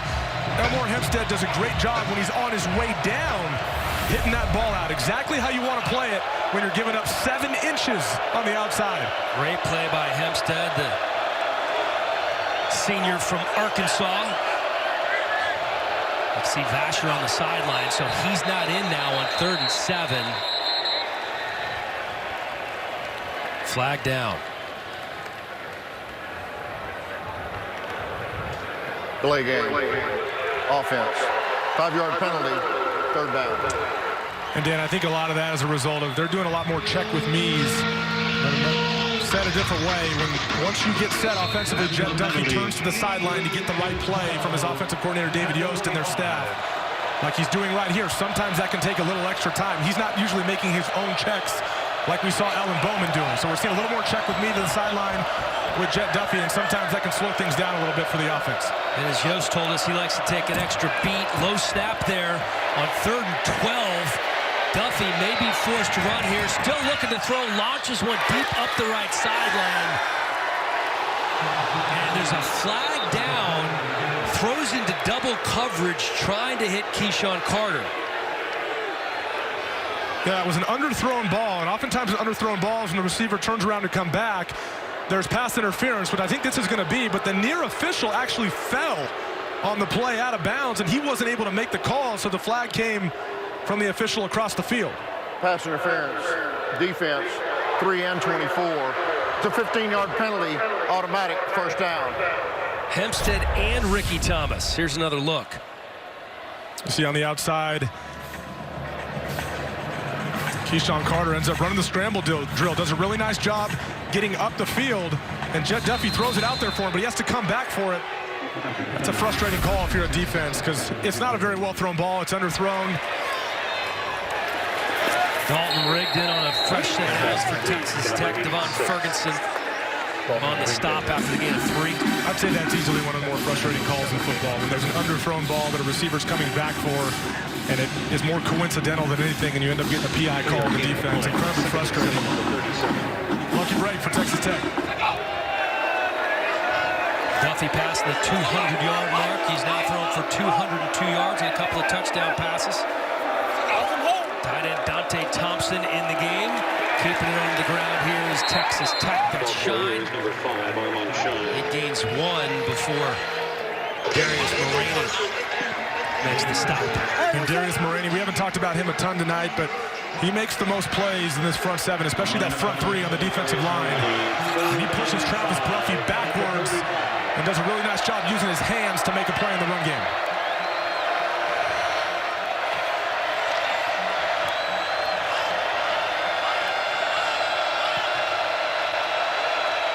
Jet Duffy on 3rd and 5. Going to hand it off, and that is going to be good for the first down. Armand Shine picks it up. 7-yard gain for Shine. Well, the guard, Will Farah, had pulled around in the hole to be a lead blocker for Armand Shine. The hole was so big and nobody was there. He just kind of stood there. He's got to keep going because Armand Shine's coming up behind him, and he can still be a lead blocker if he pushes it down the field. Shine and Thompson have now combined for 111 yards on the ground. Shine was the team's leading rusher the first 3 games of the season. Been battling some ankle injuries as of late, but he's healing up. Shine again. Nothing going there. Talk about that Kansas defensive front, and again, Gavin Potter, one of those able to stop. He is a really impressive young linebacker, the freshman from Broken Arrow, Oklahoma. 10th play of the drive. Here's Shine with some room inside the 20 for Tech.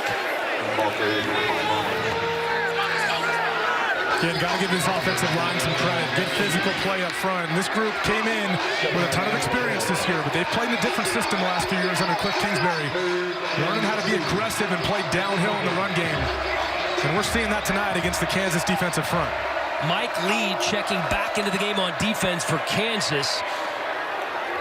Thompson on the ground picks up the first. Several run plays in a row for Texas Tech, and this is what we saw on previous drives. Setting up a nice play-action throw over the middle of the field. Something to keep an eye on as they get near the end zone. They're going to keep it on the ground again. Thompson now inside the 10-yard line. 2-yard shy, picking up the first. They signed the fence on the tackle, and they're just kind of moving the ball at will. Yeah, it's an attitude thing. They're beginning to wear down that front. A little demoralizing if you're the Kansas defense when you're running the ball at a clip like they are right now.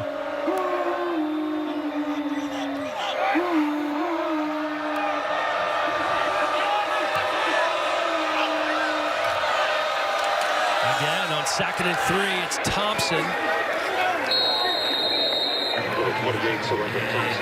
He picks up 1, so they're going to be looking at 3rd and 2. Again, it was Mulraney on the stop for this Kansas defense. And as well as they're running the ball, this is the territory, too, where you got to keep an eye on T.J. Vasher. If they can get that safety to come down in the box and get that one-on-one coverage on the outside, they'll take a shot. Mulraney again. Big stop for Kansas. Does Tech go for it here, or do they settle for the field goal? Looks like they're going to kick the field goal. Good job by the Kansas defensive front. We mentioned Darius Mulraney as well. Looks like a ball may have popped out here, Evan. The ball does come out. Is there a clear... Question is there a clear recovery? Devon Ferguson gets his helmet right on the football. It's like 74 jumps on it, right, for Texas Tech? Indeed he does. Now, that plays under further review.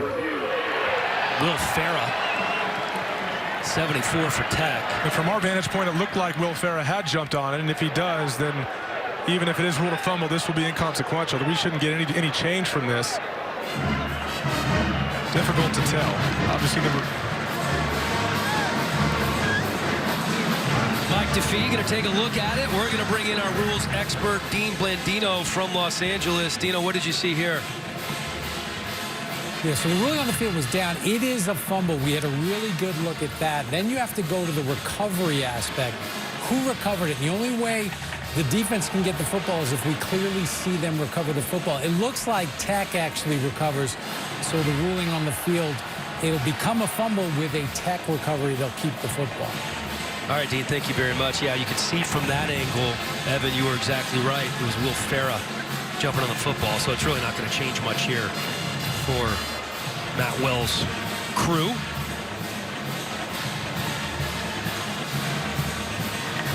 We were talking about Wells earlier, and the fact that he's able to bring over so much of his staff with him from Utah State. You were talking about buying. He says it's a lot easier as we wait on the call here. After review, the ruling on the field is confirmed. The ball was fumbled and recovered by the offense. Short of the line of the game, 4th down. So Wells has the luxury of not having to coach the coaches, which sounds kind of crazy, but oh, that's a big part of it, right? Huge. When you're building a program, if you're building your staff from scratch, so to speak, it's difficult. You're trying to get as much buy-in from them as you are from the players. He's got a clear mission of what he's trying to accomplish. And it starts with that coaching staff, and it carries over to some of the transfers, too. He did his research on each guy that transferred into this program. Field goal attempt from 27 yards out is up and good, courtesy of Trey Wolf. 27-14, Tech on top of Kansas. Don't forget, before NFL games kick off tomorrow, download the Fox Sports Super 6 app and play Super 6 NFL Sunday for free. And you have a chance to win up to $250,000 of Terry Bradshaw's money. What's better than that? You can take TB's money? You sold me on that, man. Let's do it.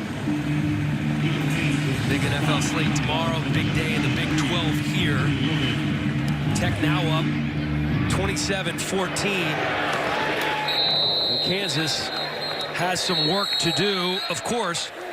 New offensive coordinator Brett Dearman in his second game as the OC here. He was a star quarterback at Bethel University in Tennessee, coached high school for a couple years, and went to Auburn as an analyst on Gus Malzahn's staff, then to Arkansas Tech, and finally back to Bethel as the head coach last year. He was hired by Les Miles here at Kansas as an offensive consultant and promoted to offensive coordinator after Les Kenning was fired after that Oklahoma game. So this just game number 2, 48 points last week, 14 points on the board so far today, and this offense has some work to do. Catch made there by Puka. The numbers there last week against Texas, I mentioned the 48 points, 569 total yards, 310 passing yards, 6.6 yards per play. And Carter Stanley, career high 4 touchdown passes that game. Flags flying from everywhere. False start. Offense, number 61. 5-yard penalty, first down. Malik Clark, the left guard.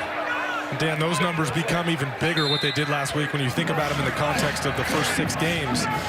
48 points on the road against Boston College, but outside of that, didn't hit 25 points in any game they played. So some explosive numbers last week against Texas for an offense under new leadership. Again, keeping it on the ground. Puka breaking 3 or 4 tackles, but it's not enough for positive yardage on this play. Well done by this Tech defense. Nick McCann finally wrangles him down. Yeah, they'll rotate a number of different guys up front. And whether it's Broderick Washington, Nick McCann, who was an original starter this year and was kind of banged up. You saw Jalen Hutchings step in for him, number 95. Disruptive front under Keith Patterson, and that's their signature. He wants disruption in the backfield with his front 7. And he's not afraid to put that those safeties and corners on the back end on an island. Saw him at ASU for several years out in the Pac-12 with a defense that was always known for pressure when he was with Todd Graham at Arizona State. He's seen a lot of spread offenses in his time as well. Spent some time with Gus Malzahn at Tulsa, scheming against him. We can see a guy down. Player down, just trying to spot the number here. Might be Rico Jeffers. We'll let you know for certain when we get a good look here. Remember, Evan Rambo left the game earlier with an injury. And he, of course, part of this linebacking core, as is Jeffers. And it is Rico. And he's done a nice job this year. He got some valuable experience last year filling in for Dakota Allen. 71 tackles last year. Got a big part starting inside linebacker alongside Jordan Brooks. Like you said, with Evan Rambo out, he's a critical part of what they're doing. They play that 3-3 stack, 3 defensive linemen, 3 linebackers. Keith Patterson giving it a little thought as to how he's going to, at least for now, replace Rico Jeffers. Keith Patterson at Utah State last year. Both of the coordinators, offensive and defensive, David Yost and Patterson, coming over with Matt Wells from Utah State. That's part of the luxury of not having to coach the coaches. Braden Stringer checking in for Jeffers. 2nd and 16 for Carter Stanley. Quick pass over the middle. That's complete. Pass complete to number 4, Andrew Parchment. Andrew Parchment hauling it in for a gain of 6. And we talked earlier about the dilemma with Pooka Williams and being down 13 points, trying to feed him as well. And these 2 high safety looks that you're going to see from Texas Tech really invite you to run the football. They're just in a tough spot because they need to push the ball down the field. 3 4-yard gains aren't going to work. Keep an eye here on what Brett Dearman elects to do. Pooka in the backfield. Stanley to throw. Has a man. He's open. Wouldn't you know, Stephon Robinson with another big play. And another touchdown for Kansas. This one from 65 yards out. Stephon Robinson has been off the chain for Kansas today. Should have 3 touchdowns. Now has 2. Has 4 catches for 173 yards. That's a pretty good yards per catch average, Evan. Well, I think it's safe to say when Stephon Robinson lines up in the slot and he's one-on-one with a safety, let's just trust that and throw it out for him to make a play. He runs right by Adrian Fry, and a really well-thrown ball by Carter Stanley for another big play from Stephon Robinson. We're now at 3 straight games for him and multiple touchdowns, 3 games in a row, and a huge part of this offense. And the extra point blocked. That has been a problem. Zach McPherson looked to be the man who blocked it. Huge play from Stephon Robinson. Gets Kansas right back into the home, looking for their first conference win of the Les Miles era. He is blocked, which has been an issue. Liam Jones had a block kick last week, missed a field goal, and had 3 kickoffs out of bounds. So certainly the block kick has to raise some eyebrows, but nonetheless, Kansas right back in this ball game on their home turf. And Keyshawn Carter with some room out past the 30 for Texas Tech.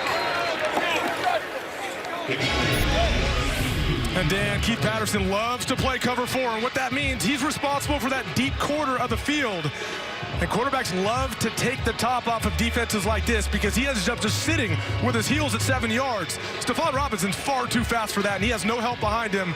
And it's a great throw for Carter Stanley down the field for another big play for Stephon Robinson. That's a matchup to keep an eye on over the course of the night. He is a dangerous receiver in the slot. This is Henry in at running back. And Henry goes for 2.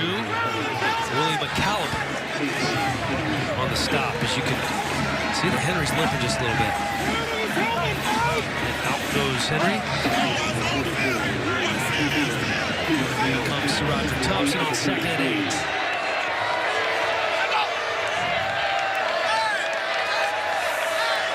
There's that check with me again, as you call it, Evans. Now they'll go to that 2 high safety look. A lot of zone coverage here. This is where those wide receiver screens become more attractive for Jett Duffy. Duffy complete over the middle. Trying to get the first down, and he does. Is Keyshawn Carter fighting hard for that. Something to keep in mind with this run action. When Kansas goes zone defense, their eyes are on the quarterback. And so there's a lot of easy, shorter throws for Jett Duffy, especially on wide receiver screens and quick throw when guys just sit in holes in coverage. Something to keep an eye on how they choose to elect to stop these run plays. McLean Maddox checking into the game at wide receiver for Tech. Flag down, little quick pitch out to Thompson from Duffy. Kyron Johnson pushes him out of bounds. Well, he got that thing off just in time. That was close to being a legal forward pass. Yeah, he was right on that line.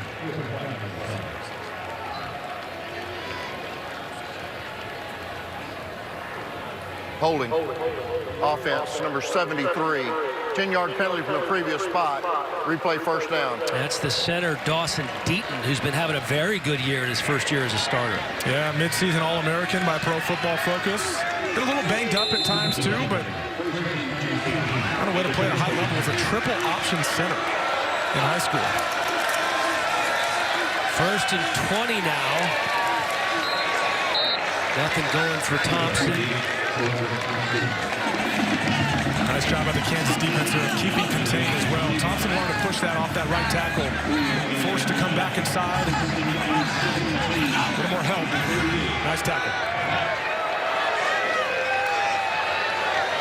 Johnny Brown, the big nose tackle, was there. Look at the chess match here. Kansas is changing a lot of its looks as well after Jet Duffy checks with the sideline.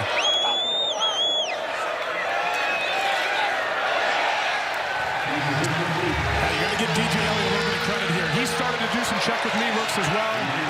As soon as Jet Duffy's eyes go to the sideline and he gets in the play they want, he then changes his look as well. There's DJ Elliott right there. Spent the last 2 years at Colorado as a defensive coordinator. A chance to have a great discussion with him yesterday about their scheme. He was a fun guy to talk to, wasn't he? Oh, yeah, he got up and did some demonstrations for us about how he wants his outside linebackers to stand at the line of scrimmage. You see a little chess match here with David Yost, though. Two guys that were both in the Pac-12 going against each other not too long ago. Thompson in a running back. 3rd and 17 for Jet Duffy. Hasn't gone downfield a whole lot. Is he going to do it here?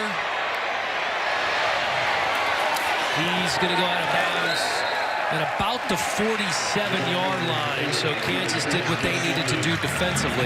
Yeah, there was some miscommunication there on the Texas Tech side of the ball. Jet looked a little confused, able to make something out of it, try to flip the field with a punt. That's a win for DJ Elliott's defense as well. That defense has stepped up at times tonight and put the clamps on the Texas Tech offense. Here they are about to get the ball back, down 7 towards the end of the 3rd quarter. Austin McNamara on to punt. Kenny Logan Jr., the return man for Kansas. 7-point ball game with 1:10 to go here in the 3rd quarter.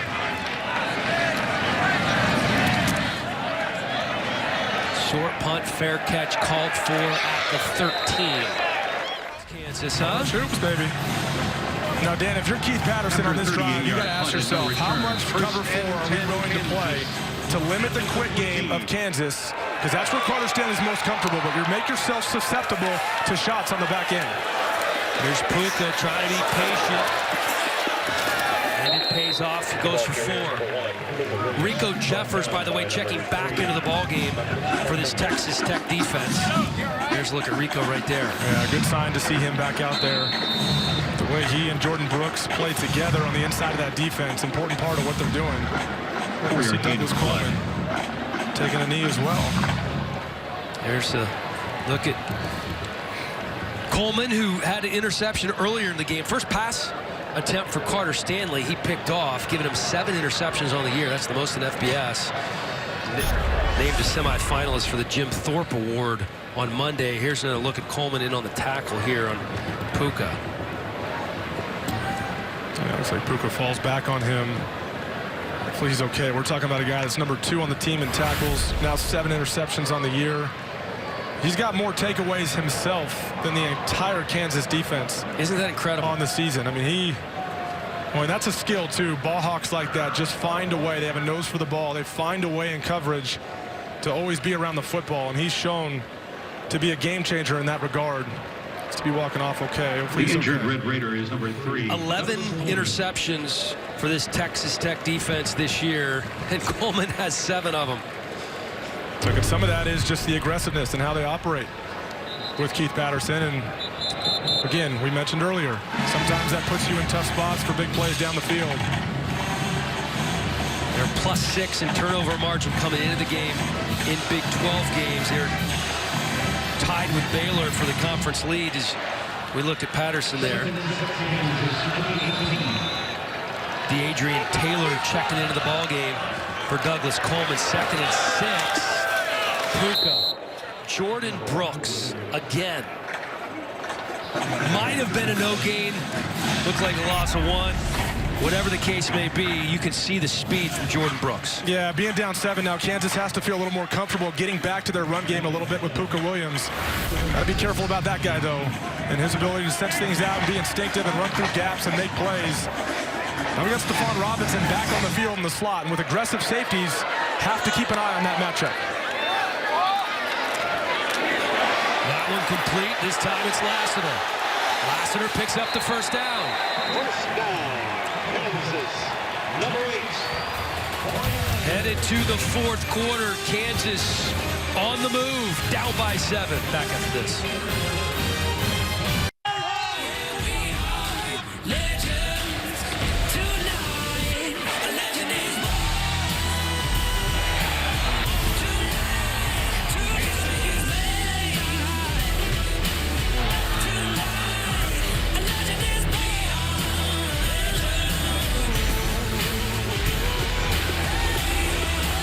Check out these numbers. Texas Tech has already run 70 plays in terms of time of possession, nearly a 12-minute advantage over Kansas, and they are close to 200 rushing yards.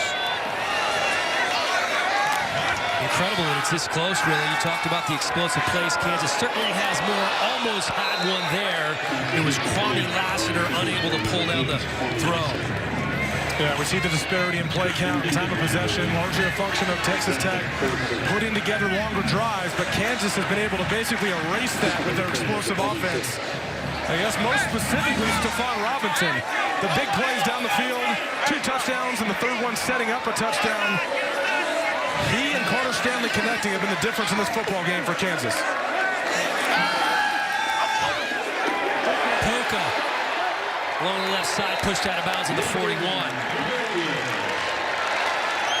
14-yard pickup for Puka. They have contained him relatively well on the ground. Yeah, after 25 carries and 190 yards a week ago, they've done a nice job bottling him up a little bit, finding ways to get him involved in the pass game as well. First down to the 41, ball over the head of Stanley. Puka's there to pick it up. And he's wrapped up. That's going to be a big loss. Thomas Leggett, first man there to make the tackle. We've seen this a couple of times from Carter Stanley last few games. Yeah, Dan, it's a little bit high, but that snap should be caught. And I think the reason this happened last week as well. A lot of reads in this offense for Carter Stanley, and his eyes go out a little too early before the shotgun snap gets there and the ball goes right through his hands. And thankfully, Puka Williams is able to make a play. When that happened last week, Puka did the exact same thing and got positive yards out of it. Puts him in a really tough second down position. Gardner in at running back. Stanley to throw. Deep. He's looking for Puka. They were taking a shot. Yeah, now working on getting him involved in the passing game. Runs a post route from the outside. He's got a chance. He's taking this thing more across the field. Carter Stanley throws it more up the field. There was no safety on the inside of that to take that across the throw or cross-field throw away. And just a miscommunication. Carter wanted him to take it more deep. He takes it more across the field, and a misfire on a big opportunity. So 3rd and 21 now. Stanley pressured, steps up, throws over the middle, has a man open.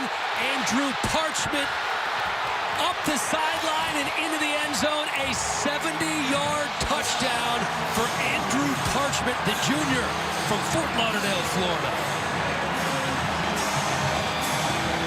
He beat Zach McPherson, the Penn State transfer. And they are an extra point away from tying this ballgame up. Carter Stanley does a great job being patient and keeping his eyes up the field. And what happens is Jamarcus Ingram, number 22, falls down on the other side of the screen over there. You just missed it, and he gets behind Zach McPherson. But Jamarcus Ingram falls down, and I think Zach McPherson thought he had deep help behind him. See here, it looks like he stays in bounds for, again, a rough play on the back end for the Texas Tech secondary. Safety falls down. Zach McPherson thinks he has help behind him. And it's been the explosive plays of the Kansas offense that have completely changed this game. It's the 4th reception today of at least 48 yards for the Kansas offense. All tied up at 27. Things starting to get exciting here in Lawrence. We saw it last week. Carter Stanley with 4 touchdown passes against Texas. His 3rd of the night against Texas Tech. You think Brent Dearman's pumped up?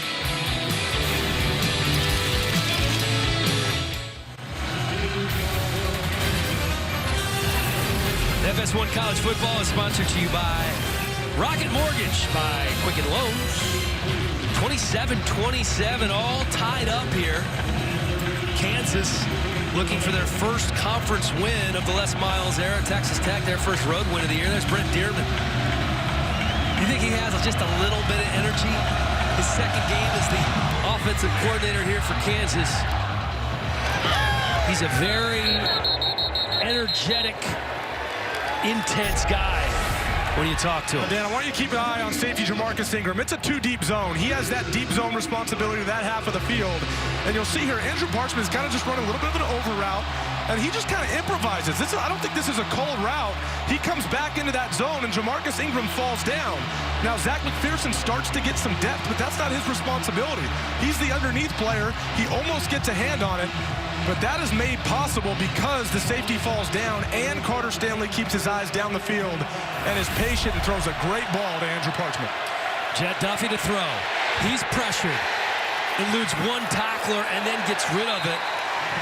It's Azur Kamara with the pressure, and we do have a flag down in the backfield.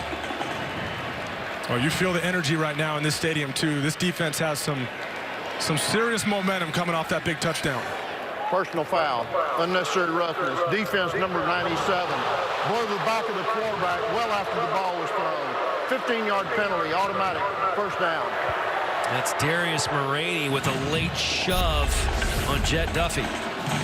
So again, you hear him well after the ball was thrown. Yeah, just not necessary. And Darius Moraney, senior defensive tackle, he knows better than that too. Just not a necessary play and giving him 15 yards.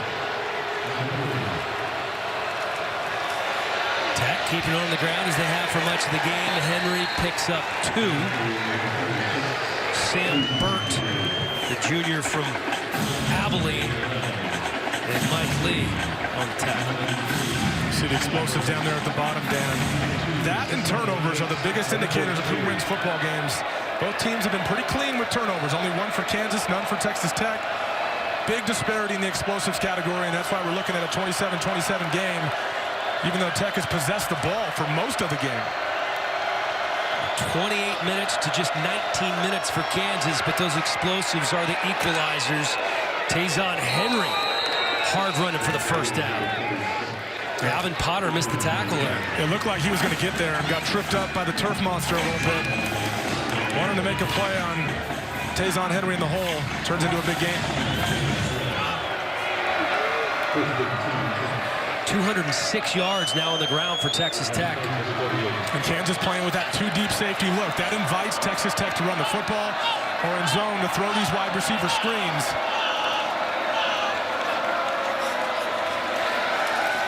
Duffey with time, over the middle, pass is complete, gonna be into the end zone. It is Dalton Rigdon for the 48-yard score. A back and forth affair here in Lawrence, Kansas. I think Jett Duffey might have heard us say, hey, the Texas Tech's offense hasn't been that explosive. And they get a big one right there. They clear things out with the run action. Linebackers stuck up on it, leaving a wide open hole in the middle of the field. 2 deep safety look. Dalton Rigdon splits the safeties.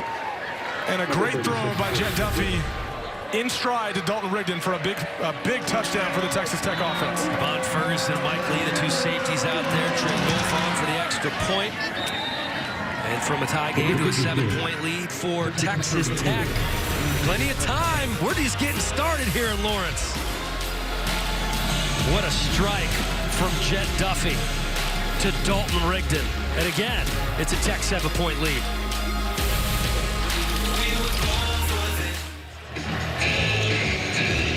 (34-27) after the Dalton Rigdon touchdown catch. 89 points scored earlier today in Kansas between Oklahoma and Kansas State. 61 so far in Lawrence here tonight. And it's guys who haven't been super involved in the offense lately that are really chipping in here tonight. Yeah, these inside receivers in the Texas Tech, or excuse me, the Kansas offensive scheme. The Texas Tech offensive scheme have just not been as productive the last couple games. And Kenny Logan Jr. making a move out past the 20 and the 30. Yeah, these Texas Tech receivers, there's so many of them. Yeah. It's so hard to keep straight, but Rigdon with a touchdown catch tonight, Mannix with a touchdown catch, and then you have the big guy on the outside, T.J. Basher. Yeah, over the last 2 games on the Texas Tech offensive side of the ball, Those inside receivers, namely Dalton Rigdon and McLean Mannix, have combined for just 40 yards in each of those games. They wanted to get those guys more involved. We've seen Kansas's defense play a little more too high or too deep safeties, exposing the middle of the field a little bit. And Jet Duffy has responded and made some great throws over the middle of the field for some big plays. And he has 3 touchdown passes for Duffy. His counterpart, Carter Stanley, with 3 touchdown passes as well. Tosses back to Puka Williams, tries to use his quarterback as a blocker there, spins his way up past the 40. Very close to him picking up the first down for Puka Williams. And I believe he does indeed pick up the first. Look, what a special play. It's kind of like a toss power look. They're pulling around the guard, Malik Clark. And that's not the way it's supposed to look. He's bouncing all over the place, but that's one thing he'll do. When things are wrong, he'll make them right. Puka Williams is a special back. Almost breaks that for a big one. Stanley to throw again over the middle. And over the head of Robinson. Yeah, we mentioned earlier the Kansas offense will do multiple personnel looks. You'll see them in 1 tight end, 1 fullback, 1 running back. You'll see them with 2 tight ends on the field. You'll see them with 2 backs on the field. Right now, electing to go in more of their spread, 3 receiver, 4 wide receiver sets because they want Stephon Robinson, number 5, on the field. They want him singled up. Right here, they want him singled up on some aggressive safeties because they feel like he's going to win that matchup each and every time. 2nd and 10 from the 40. Pass complete. Nice move made by Charlotte. Pass complete. Great little spin move there. First down. Alex Hogan misses the tackle. 21-yard gain for Kansas and Charlotte. Flag on the play. Flag down on the play, but if you look at Carter Stanley, gets it out quick, and look at this run after the catch by Dalen Charlotte. The Alabama transfer. 6 foot, 193 pounds, has shown some big-time ability in this offense, especially after the catch. Strong hands. Carter Stanley mentioned over the course of the week, too. He made some plays last week against Texas. He said, that's my guy in one-on-one coverage, and we haven't even seen a ton of him today. As good as Stephon Robinson has been, look for Dalen Charlotte to get involved, too, as we get down the stretch here in the 4th quarter. Charlotte had that remarkable catch against Texas on 4th and 10 over Anthony Cook late in the 4th. Caught that 2-point conversion as well to tie it up. Low block. Offense number 1, more than 5 yards behind the line of scrimmage. It's a 15-yard penalty. Replay 2nd down. Costly penalty on Puka Williams. Yeah, they're really being careful about these cut blocks today at all levels of football. And if it's not in the box, meaning at the line of scrimmage with offensive and defensive linemen, you really got to stay away from blocking guys below the knees. And Puka Williams is frustrated about it, but that's a point of emphasis for officials in college football and at all levels of football right now in player safety. 8th penalty of the game for Kansas. They're looking at 2nd and 25. Across the field, tipped. Parchment was there trying to catch the rebound, couldn't do it. DeMarcus Fields, the corner, Taylor High School in Texas, gets that hand on a first. Look, Carter Stanley's aggressive. This is a confident offense, but there's a reason you're coached not to throw those balls across the field, because a lot of times guys will enter the picture that you don't see, you're not able to see from that far away. And that was almost disastrous for the Kansas offense. Got some energy defensively. Right? Don't make a mistake here. It's okay to flip the field with a punt if you need to. Stanley throwing on 3rd and 25. Complete over the middle. Lassiter makes the catch. DeMarcus Fields on the stop. 19-yard gain, not going to be enough. Yeah, and a nice play. That matters, too, right? You get those yards, and you give him a chance to give Kyle Thompson, the putter, a chance to boot this thing and really flip the field and try to pin them inside the 15 or maybe the 10-yard line and give your defense a chance to go out there and get a stop. The defense has been playing with some more energy the last couple possessions. Chuks Wabuka. Back to return the Kyle Thompson punt.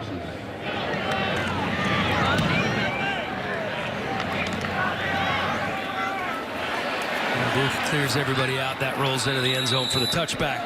56-yard punt from Kyle Thompson. Close ball game here in Lawrence. We're back after this.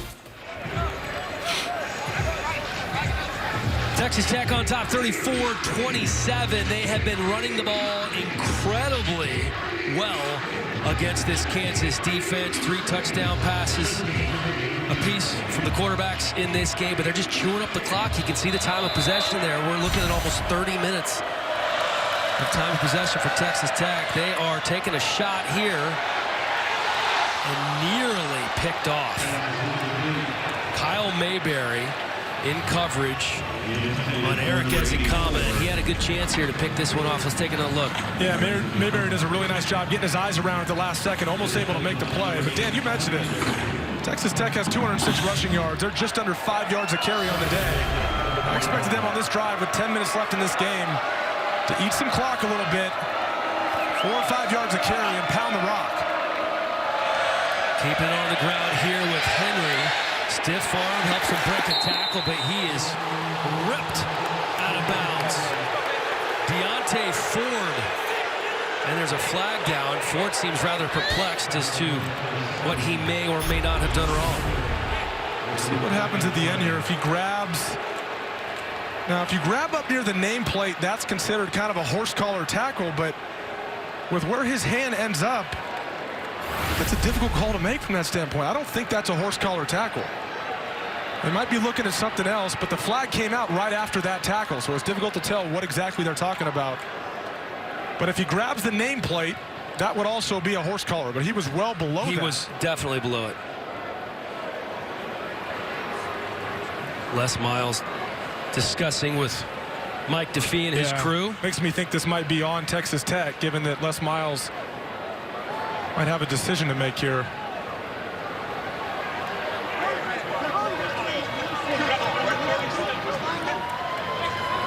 Personal foul, face mask, offense number 26.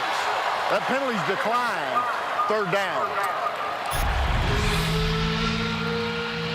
You see right there, he can do that if he pulls off right away, but his hand stays up there a little too long, and he pulls down on Deontay Ford's face mask.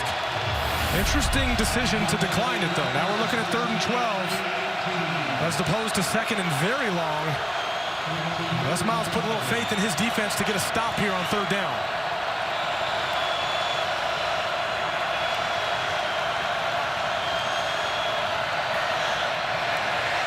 Duffy with time. He's going to run it.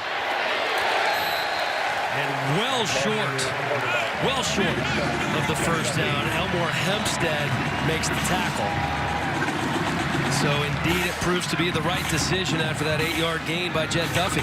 Yeah, nice call by Les Miles, putting his trust in his defense, putting him in 3rd and 12 situation, keeping things in front of him.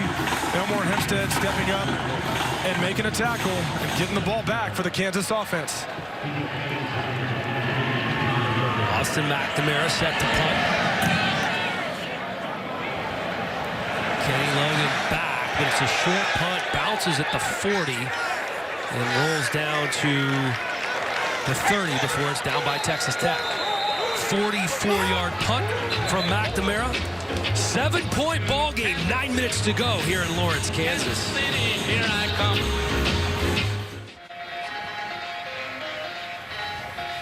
Tech up by 7 here on Kansas as they're looking for their first road win. Kansas looking for their first conference win. It really has been all about explosive plays, and a lot of those courtesy of Stephon Robinson. Yeah, some deep ones over the middle, some deep ones down the sideline, and then some great runs after the catch by Stephon Robinson. We want to talk about efficiency. 173 yards receiving, 2 touchdowns, and 43 yards a catch. These cover 4 looks from Texas Tech defense. Those safeties want to be aggressive.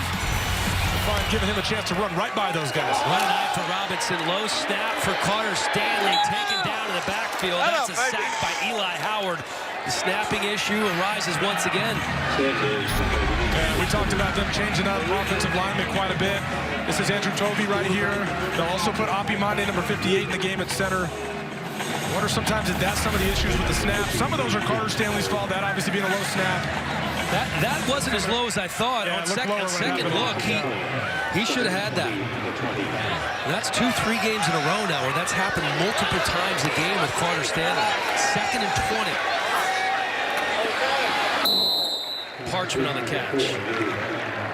Is that just lack of focus? Is he think? I mean, there's so many things that go through a quarterback's head. Is he just looking somewhere else in the snap coach? Well, we talked a lot about the RPOs and what they do in this offense and how his eyes go to that conflict linebacker. And he's making his decision after the ball is snapped. I think sometimes those eyes can get away a little bit and you lose focus on the ball. It's like dropping a ball wide receiver. Happens all the time when you start to look upfield. Got to get that corrected.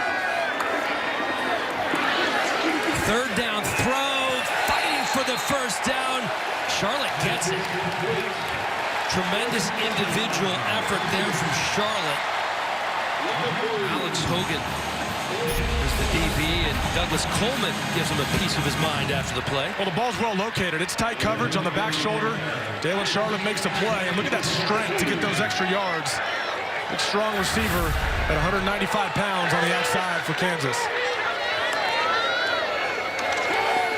Fake the handoff to Puka. Stanley going deep again. And nothing open there on the left side, or the right side, rather. Yeah, that's the recipe right now for the Kansas offense. They are taking some shots. That time they put Stephon Robinson on the outside. He's been working mostly from the slot today.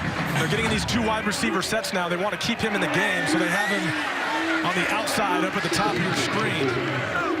Look at Dearman. Trying to find some matchups for him. Dialing up the plays for his offense. Here's Puka. And a pinball machine once again. This time he's not able to bounce out of the tackle of Jalen Hutchings.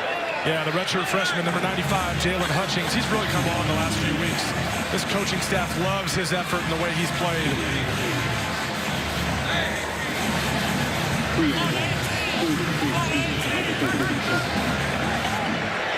Big third down play, 3rd and 14 now for Carter Stanley, 4 wide receivers, and Puka Williams in the backfield.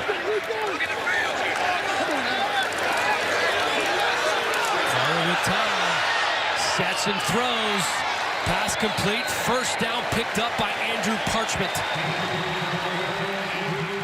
Dan, right before that play goes off, I'm thinking to myself, okay, Texas Tech is going to rush 3. What happened last time they did this? They weren't able to get to the quarterback, and he finds Andrew Parchment down the sideline for a huge gain. You watch right here, 3 rushers. And if you can't get home with 3, you just give him so much time to find that zone window. They're playing zone behind it. It's a lot to ask of your defenders to sit back with all these receivers running around in space. And it's the eyes of Carter Stanley that end up making the difference on that play and using his legs to extend it with his arm. And it's Parchment who's being helped up now. Pops up pretty quickly, jogs off the field, so it looks like he's going to be okay. Number 4, Andrew Parchment. They love Parchment because they can just line him up anywhere on the field. Leading receiver coming into the game. Parchment tonight, 7 catches for 108 yards, so it's not just Robinson doing some work. Yeah, he's a big weapon on the outside, 6'2". He's a long frame. Catches the ball well away from his body. 6 touchdowns on the year.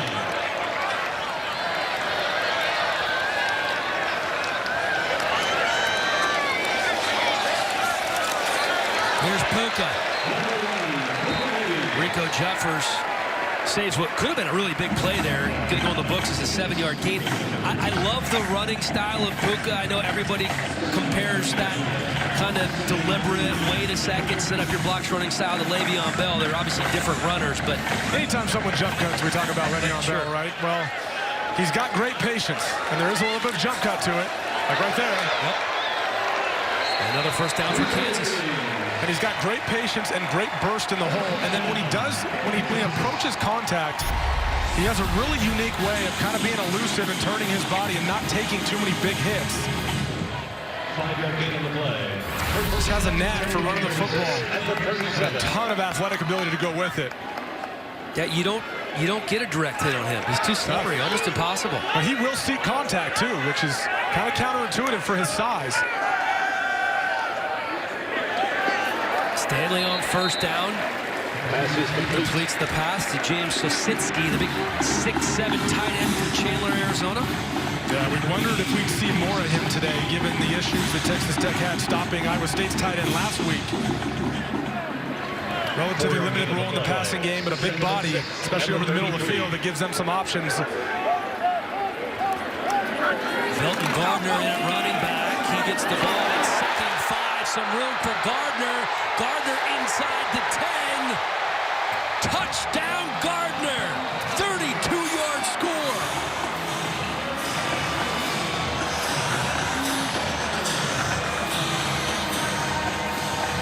offensive line has found its rhythm up front. Velton Gardner now steps in and makes the most of his opportunity. Only 8 carries on the year coming into today. 1 carry last week, gets a nice hole from the offensive line, and he takes care of the rest. You watch him put his foot in the ground and go right by Douglas Coleman out in space. The true freshman from Dallas, Texas, making a big play in a big moment for Kansas's offense. Remember, they had an extra point blocked earlier, not here. So once again, it's a tie ball game here in Lawrence. 68 combined points. The latest touchdown coming from a true freshman from the great state of Texas, Velton Gardner. Spelling Puka Williams, and Carter Stanley says, let's go! 50 seconds and play 32-yard touchdown. You know, Evan, it's a shame we don't have a good game for people to watch here in Lawrence, Kansas tonight. Back and forth here in the second half. You can see the emotion on the Kansas sideline, looking for their first conference win of the year. The first conference win for new head coach Les Miles. They get a touchdown from a true freshman. We're all tied up at 34. Texas Tech has been running the ball the entire game. Over 200 yards on the ground, 212 to be exact. Coming up next, anything can happen in the Pac-12 after dark. I can't wait for this next game that we're going to be talking about momentarily. The kickoff. Going to go out to the 25. Keyshawn Carter calls a fair one. Yeah. Spencer Brash. And Utah, boy, that defense, that front seven, without question, one of the best in the country. And a lot to play for, and being only a one-loss team, fighting for a chance to be the Pac-12 champion. Quality football all day long. All tied up at 34, just over 5 minutes to go. So Roderick Thompson in it, running back for Texas Tech. Duffy goes to the air, that's complete. And just shy of the first down is Dalton Rigdon. 9-yard gain for Rigdon. Yeah, some of these out-breaking routes with 2 deep safeties for Kansas are kind of gimmies for Texas Tech's offense. It's going to be on Jet Duffy to continue to take those as they become available. Tech looking at 2nd and 1. Keep an eye on T.J. Vasher if they decide to surprise this Kansas defense and take a shot. He's on island down here. They go to the other side and unable to hold on. So Roderick Thompson, Gavin Potter was right there. Nice job by the Kansas defense. They were trying to single up Devon Ferguson down the field and run right by him. Jet's eyes went deep. I thought he was going to let it go, but it was good coverage by Devon Ferguson. The safety who's backing up Jeremiah McCullough, who was hurt last week, and that was a big loss for this defense. Texas Tech 10-0 here at Kansas Memorial Stadium. 3rd and 1 for the Red Raiders. And the Kansas defense coming up big. Jelani Brown in the middle of that pile of blue. Well, what an outstanding play by the nose tackle, Jelani Brown. See him right there over the ball, right in the middle of the formation. His hands get inside immediately off the snap, and he controls the center from the very beginning, sheds him, and makes a play. He's the difference in that play. Big-time play from the Kansas defensive front. We talked about Kansas being unable to stop the run coming into the game. They've allowed 223 yards per game, 212 tonight, but when they needed to the most, they certainly did right there. Fair catch called for by Kenny Logan Jr. 46-yard punt by McNamara. Boy, Dan, and that's been the theme. You think back last week, too, against Texas. The defense stood up and got some critical stops, some turnovers late in the game, some Sam Ehlinger interception. And then tonight, when they needed the most, these last 2 drives, how about the energy from this Kansas defense? After having its struggles over the course of the night, DJ Elliott gets his guys to rise up 2 straight possessions and get the ball back for this offense. And a chance to go down and take the lead late in the game. Talk about Texas Tech being perfect here in Lawrence, 10-0 all time. The last win for KU against Tech, 2001. Now, you think Kansas doesn't know that, too? Oh, absolutely. They're all aware of that. Now, Les Miles hadn't been here long, but I promise you he brought that up in team meetings. Probably something along the lines of, this program thinks they own you here, especially in Lawrence. Let's change that narrative here. And it's Puka Williams.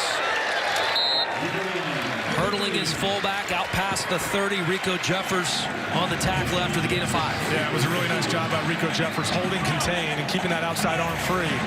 Puka really wanted to stress and get outside of him to the sideline, and that's where the big plays come for him. Rico Jeffers does a nice job funneling him back inside to where his help is. Stanley going to throw, eludes some pressure, tries to get back to the line of scrimmage, and he does. It's Jordan Brooks in pursuit. Actually, kind of a nice play by Stanley to avoid the sack. 3rd and 5 coming up. Huge third down as we look at third down conversion numbers. Pretty solid for Kansas. And this is where Brent Dearman shines. Where can he find the matchup for Carter Stanley that they like with this aggressive defense? Up at the top of the screen, you got Stephon Robinson up in the slot right here. Can they take advantage of that matchup again? See what Brent Dearman dials up. What do you know? You called it. First down, Stephon Robinson. Well, he's even surprising us up here. We thought they might go to Stephon Robinson. As he limps off the field. There. Really well-designed play. He comes in and fakes like he's blocking for the bubble. Ends up coming over the middle of the field, replacing the blitzer. And a good decision by Carter Stanley. A good job securing the football by Stephon Robinson. So Quan Hampton checks in now at wide receiver for Kansas. Redshirt sophomore from Texarkana, Texas. And this time it's Charlotte. Just over 2 minutes to go in the game. Rico Jeffers on the stop. Gain of 5 for Kansas. Brent Dearman finding some rhythm here. Remember last drive, they had a ton of success throwing the ball over the course of the game with explosive gains. They went a little more towards the running game last drive and took advantage of some open holes because of their explosive plays. And now we're seeing some quick throws and rhythm throws by Carter Stanley. They look like they're setting up for a nice drive here on offense. How about a quick game break in LA? Amber Theo-Harris, what do you have? For those of you looking for Cal at Utah, we're going to get you out there right after this game is over. In the meantime, that game is available on FS2 and streaming live on the Fox Sports app. Thomas Leggett, a little banged up. He was the injured player for that Texas Tech defense. 2nd and 5 now. Puka Williams, another patient run, but he is thrown down by Jordan Brooks. Might have gained a yard. Something to keep in mind here too, Dan. Kicker Liam Jones for Kansas, his range is about 50 yards.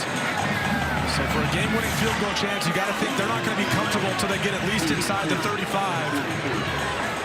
Got some plays to make before they're in that range, but something to keep in mind.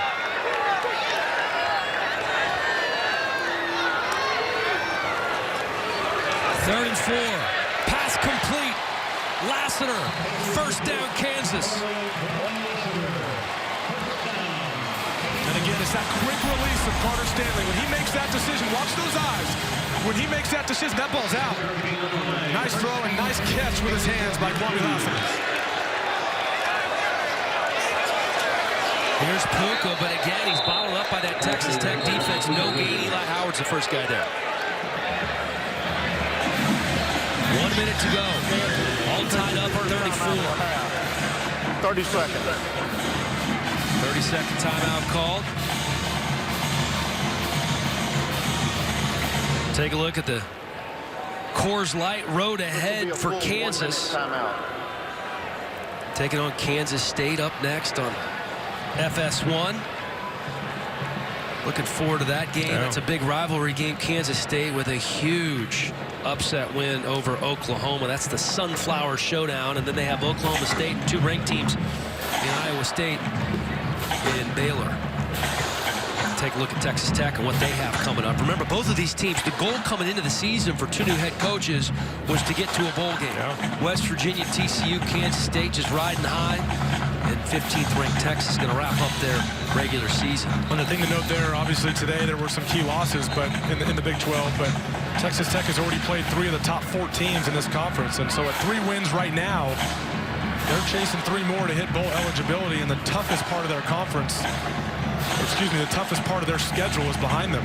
Yeah, coming into this game, they had the 5th toughest schedule in the country, and they're going to need to win 3, including this game, out of their last 6 to get bowl eligibility.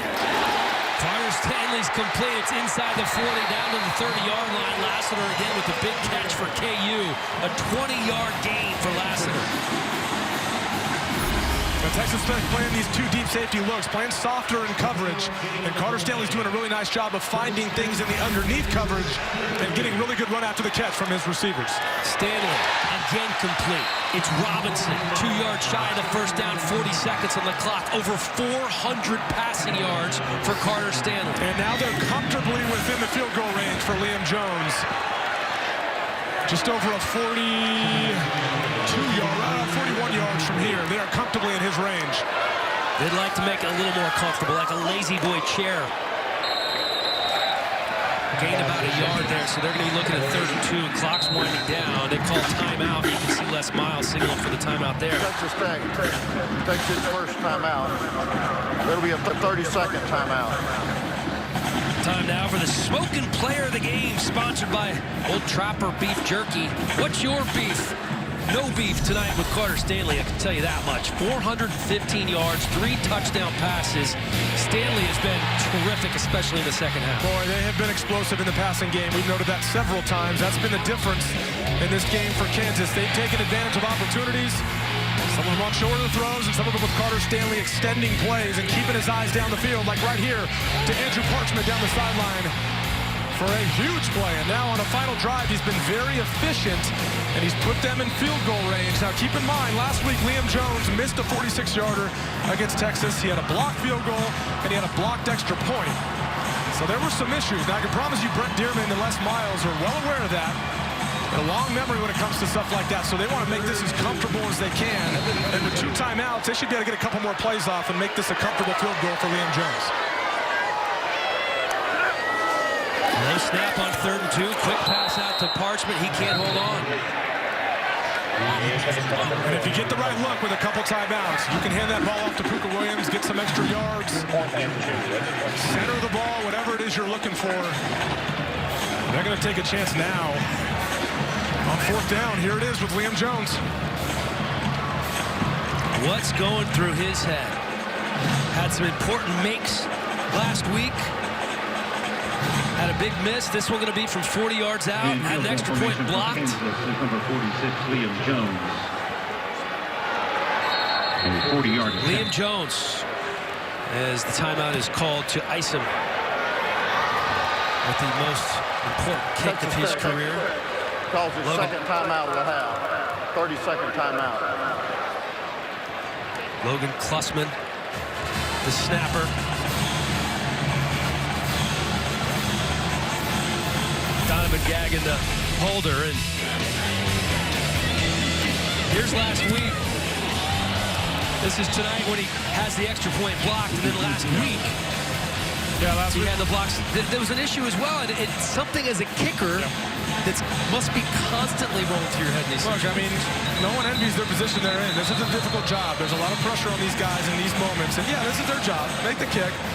Not an easy thing to do. And this would be great redemption for him, especially based off how things played out last week and the kicking issues they had. And Les Miles is very confident in him. It's very clear yesterday when we got a chance to talk to him about his kicker. He said, look, I feel really good about him. He's going to get a chance to make a big kick tomorrow night. And here we are, right here with a chance for redemption. Just 13 seconds to go. Liam Jones, the junior from Choctaw, Oklahoma, from 40 yards out. And the kick is blocked. Zach McPherson pitches it back. And it's recovered by Kansas. 1 second on the clock. 1 second to go in this ball game. Dan, in a situation like that, I think Zach McPherson thought the time had run out and he wanted to turn it into a rugby play. Little did he know they're looking at Matt Wells. He's thinking, oh my gosh. He's absolutely dumbfounded. There was still time on the clock. The wheel is that the ball was recovered by Kansas. Please set 2 seconds on the clock. The clock will start on the snap.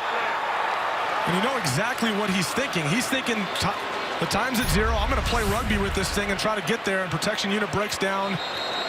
You got to keep an eye on there, too, on the left side of your screen is Adrian Fry leaping and using defenders. Kansas, a little bit of leverage. Second time out of the half. This will be 30 seconds. Oh, Douglas Coleman, the senior, leads the country in interceptions. Yeah, Douglas Coleman, excuse me. Again, he wants to turn it into a rugby play. He thinks the game's over, wants to give his guys a chance for a return, knowing there's nothing but offensive linemen on the field for Kansas and their kicking unit. You get the intent, but just not a smart play, especially given there's time left on the clock. Just eat that thing and take it to overtime. And now Liam Jones is going to get one more chance, but they got to figure out these protection issues because the right side of that line, Adrian Fry came screaming in there for an easy look. A number of guys did. There was breakdowns across the board. They got to shore things up with special teams coach Mike Eckler on the sideline and do it quick. A 32-yard kick. New life. A second chance now for Liam Jones. And the final timeout called by Coach Wells. Takes his third and final timeout of the half. It'll be a one-minute What a wacky game. I mean, this is incredible. Unbelievable. Unbelievable. And you couldn't have drawn up a more weird ending to this game than what we were seeing. Yeah, and I feel for Douglas Coleman. Look, he's a terrific player. Leads the country in takeaways. He's such a big reason for success with Texas Tech so far this year on defense. And the moment just gets the better of him, and he makes a mistake that he's really going to regret. And gives Liam Jones one more crack at this thing. Could have just run out the clock. Here's Coleman. Yeah, looked like pitching it back. He actually got his arm hit, too, which kind of redirected the pit. It was Chris Hughes. Yeah. It was Chris Hughes that got his hand in there, the big right guard from Harker Heights, Texas. And that changes the direction of this game. Yeah, that's tough. I mean, again, it's the awareness thing and knowing how much time is on the clock. I feel for Douglas Coleman. That's a tough position to be in. Not a smart play, but field goal formation he's trying to make a play. 46, Unique situation. Liam Jones. Kansas, as we've mentioned, looking for their first Big 12 win under Les Miles. They have 6 conference wins in the last decade. This would be huge. Liam Jones from 32.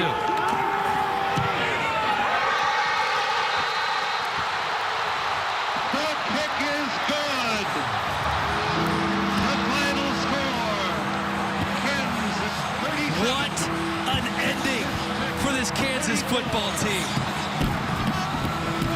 And you don't see this very often, but this is a monumental win in the Les Miles era, and the students are flooding the field. And Dan, when you have 4 Big 12 wins in the last 8 years, this is what you get when you win a big game like this against an opponent you have not beaten in quite some time. And give this Jayhawk team credit for their persistence over the course of the game. It's the explosive plays and the defense stepping up at the biggest moments of the game. Les Miles got a little magic going with him. Boy, he stays calm at the end of those games, too. And I think this team takes on his personality a little bit. There's a look at Liam Jones, the game-winning field goal from 32 yards out. Almost a look of relief that it went through, pointing skyward. Thanking the good Lord above for the opportunity to get another chance in Kansas with just a huge, huge win over Texas Tech. Yeah, and Tech fans are going to point to the decision by Douglas Coleman and the turnover there at the end of the game to give them one more chance. And that's just a really good player trying to make a play. You feel for him right there walking off the field. Number 3, Douglas Coleman, leads the FBS in takeaways. And that's a moment he won't forget. And it's a learning moment for him, too. He's a really good player. He's going to get more chances, but for now, it's about this team in Lawrence and the belief they have moving forward. What an exciting game. They say Kansas is a basketball school tonight. It's about Les Miles' football program. Their first conference win of the Les Miles era. For Evan Moore, I'm Dan Helling. The final score here in Lawrence, 37-34. Right now, let's give you over to Salt Lake City. It's Cal versus Utah. Tim Brando and Spencer Tillman on the call.